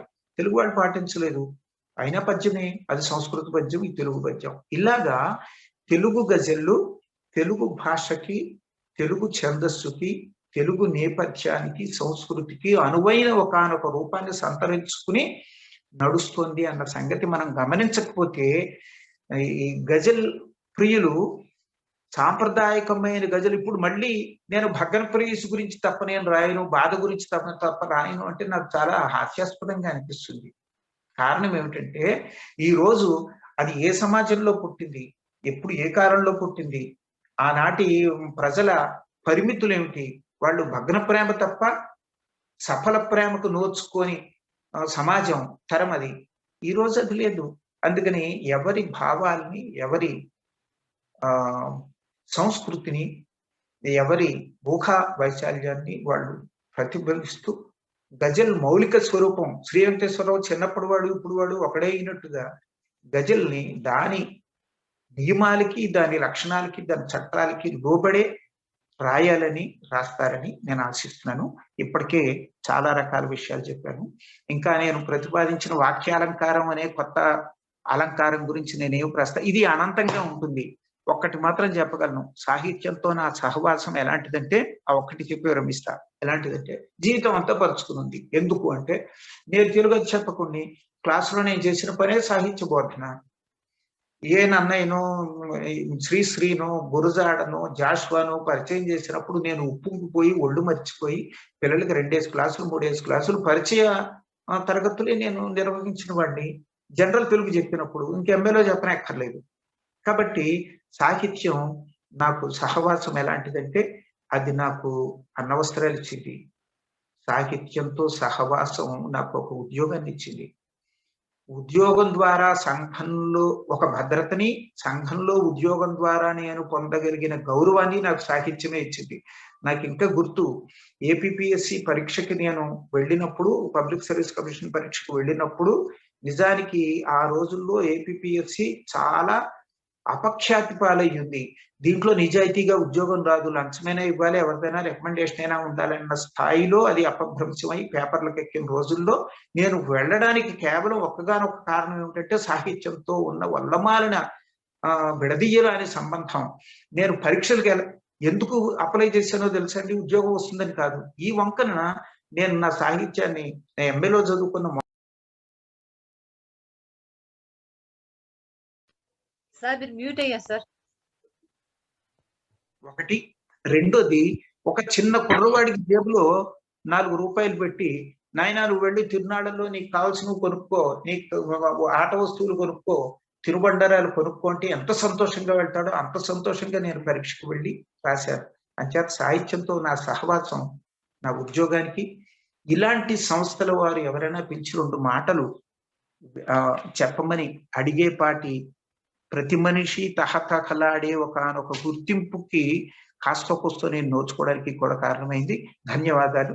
సుదీర్ఘమైన ప్రసంగం చేసినందుకు ఎవరికైనా అసౌకర్యంగా ఉన్నట్టయితే నన్ను మన్నించాల్సిందిగా. అయితే ఇంకొకటి ఏంటంటే ఇక్కడ ఎవరైనా నిష్క్రమించవచ్చు చడి చప్పుడు లేకుండా, అది ఉంది కాబట్టి అంత ఎక్కువ క్షమించక్కర్లేదు, తగుపాటి క్షమించవలసిందిగా కోరుతూ సెలవు తీసుకుంటాను. ధన్యవాదాలు సార్.